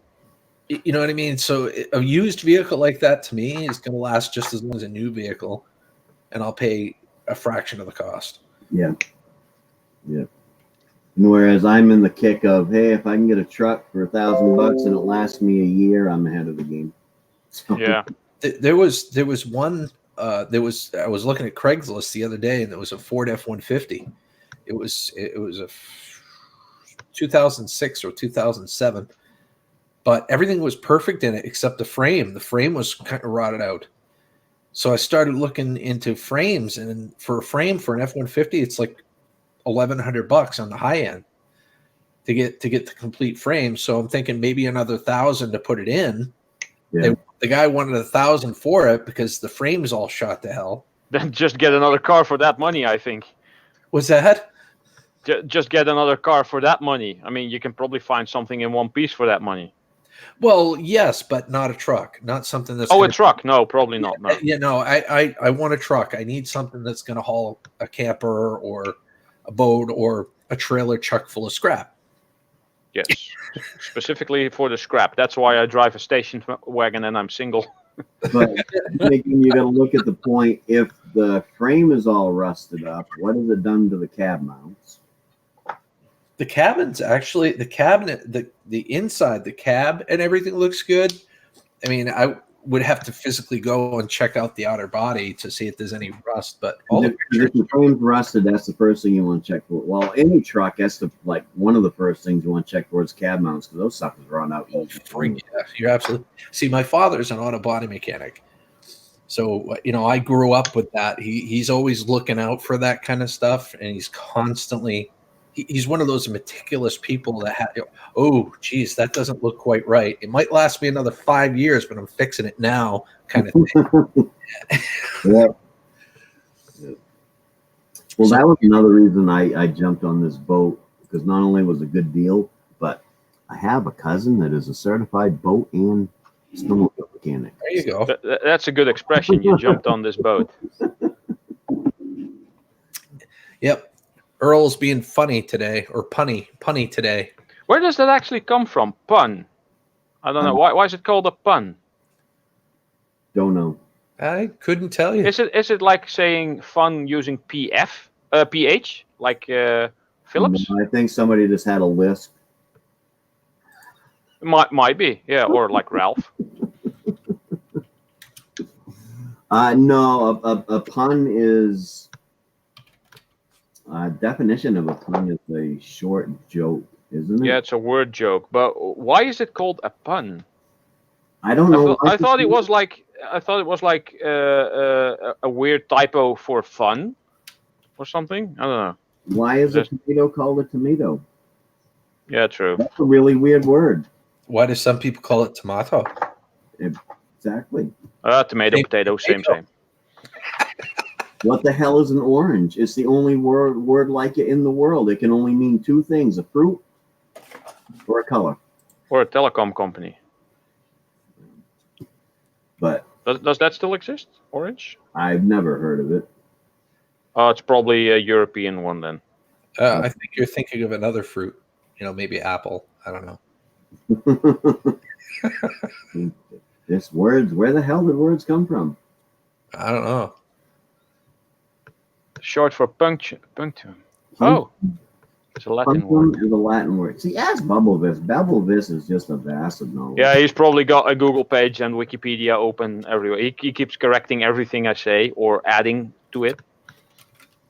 It's like having your own personal Wikipedia bot on the side, quite cool. That's short for pungent. Your joke is a pun, which means it would mean it stunk.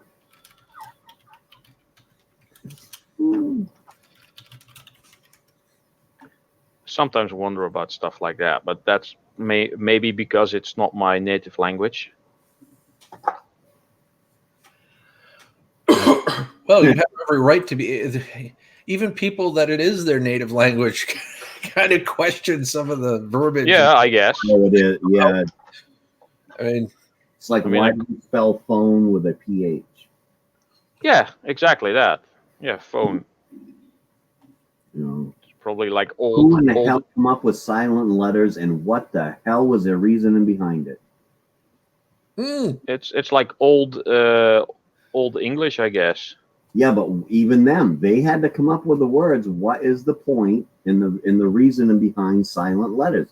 Just screw with the people trying to spell the damn word. Honestly, you know what I think it is? This might be it. It might not be it. But I think as history moves on, I think people start talking in slang, and that slang starts getting integrated into the dictionary.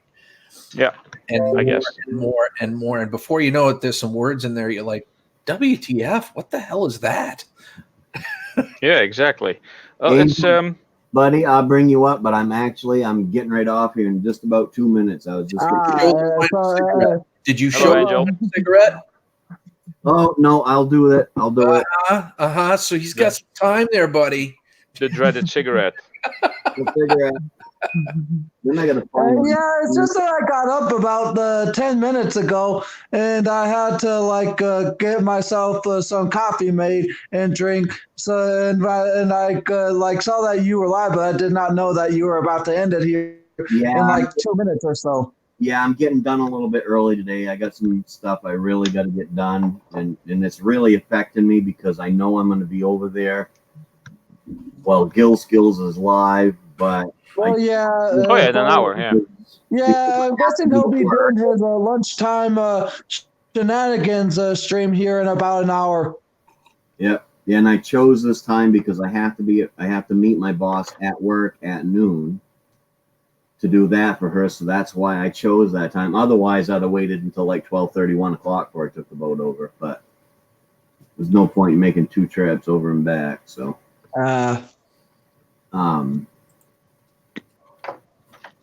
so that's what's happening there.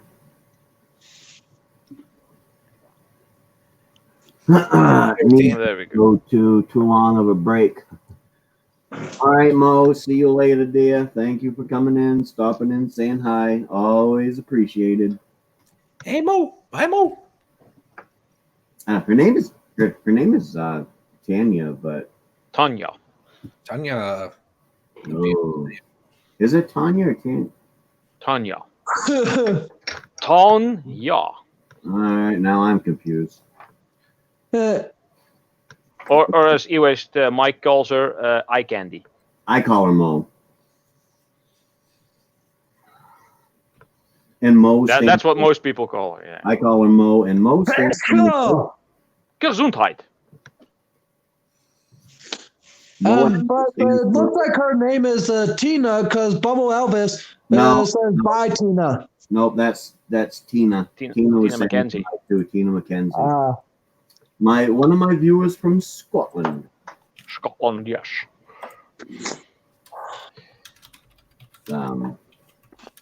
But yeah, I gotta find that monkey meter. I don't really want to have to pull it back into the truck, but I will if I have to. Actually, I could pull a battery out of my wife's car because I drove her to work today. Interesting. I drove her to work today. So her little Subaru is sitting out here and it's got a battery that is easily accessible in it. I wouldn't advise really, really long pictures, though. Like the I can only imagine. Oops, whoops, kaplunk, plopping up everywhere. Well, I would put it in the boat before the boat left the yard. So. Oh, I know. I'm just kidding. But it's like Because if I can't find my multimeter, then I'm just going to have to stick the battery in the boat and see if it's got enough charge on it. And then I can't find my damn booster cable, so I can't charge the battery if it doesn't have a charge in it. So I really that 60s engine there. I'm wondering if your battery's got enough cold cranking amps to get that thing going. Yeah, I know. He said it had 140 pounds of compression in every cylinder. So, yep. Because when he bought it, he did a compression test on it. It had 140 pounds per cylinder, and then he said, you know, he did nothing but good things and work on it after that. So, oh yeah, he went right down to the point of telling me what I need to go buy before when I put it up for the winter and pull out the spark plugs and spray in some fogging oil into it. And he's all about. So I know this boat has been taken care of. I mean, you can see it's been taken care of, anyways. Oh, no doubt. See you later, Angel. And he gone. Angel, take care, buddy. Cold start from Hill. No, I can't jump start it. That'd be cool if you could. But yeah, I guess the seal on it leaks too in behind the prop, but that's like a $3 fix. And yeah, and the water pump in the engine has been in there, so he said it's old plastic on the impellers that are in it is older plastic. So he gave me a brand new water pump, which is $100. It's still in the package from the company he got it from. You lucked out on that purchase, dude. I'm telling you. Yeah. That guy just wanted to get it off his hands. He wanted that out of the yard. Well, he told me he had it up for sale for $500 early in the summer this year. Some guy came by and wanted to buy it, and he put the thing in it, and it wouldn't start. So the guy said no. So he got the rectifier was gone in it. So he took that out, took it apart, cleaned it all up, which the rectifier is basically a distributor, and cleaned that all up, got it running. People knew it didn't run, so they didn't stop. So he dropped the price down like 2 months ago to $325. Had one guy stop and look at it and said, well, will you take it? You know, can we take it down to put it in the water and see how it goes? And he looked at the guy and said, not for $325. I'm not. You want to give me $500? Yeah, we'll take a trip. But he got that part fixed of it, so it's running. He actually gave me a spare that he had that came out of that other boat motor that he cleaned up and put new points and stuff in. And the guy, yeah, he just wanted to get rid of it. He's got another boat sitting there, and he's starting on a project of fixing this plow truck. So he just don't want to deal with it anymore. But he just seemed like the type of guy that takes care of his stuff, and so pretty much guaranteed me that if it doesn't run right, if I rebuild the carburetors and the 2 fuel pumps that are in it for about $50, he just about guaranteed that it would purr like a kitten after that. Ralph, want a motorcycle? I don't have my motorcycle license, actually.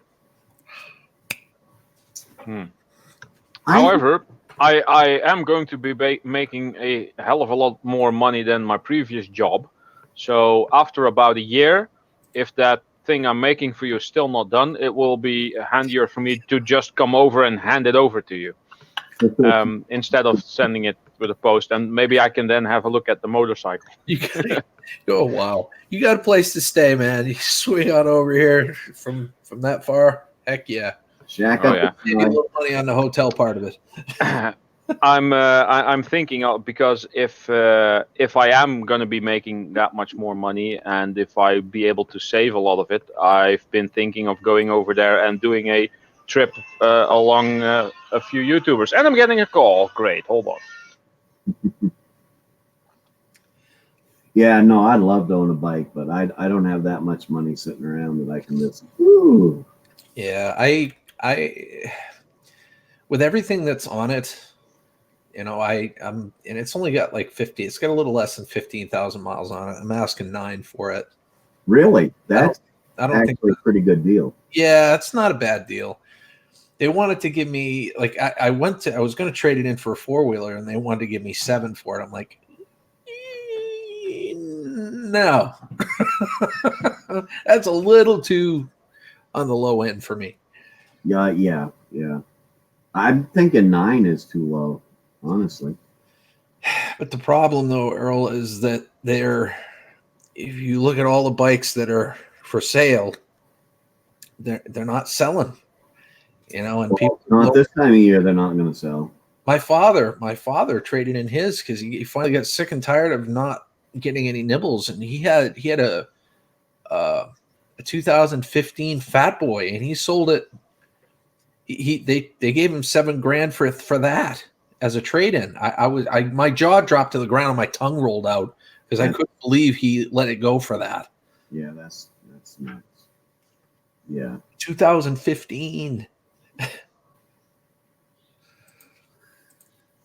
What are you going to do when people aren't buying them? You know, you got to lower the price, make it a little bit more attractive, I guess. Well, you also got to try to sell it at the right time of year.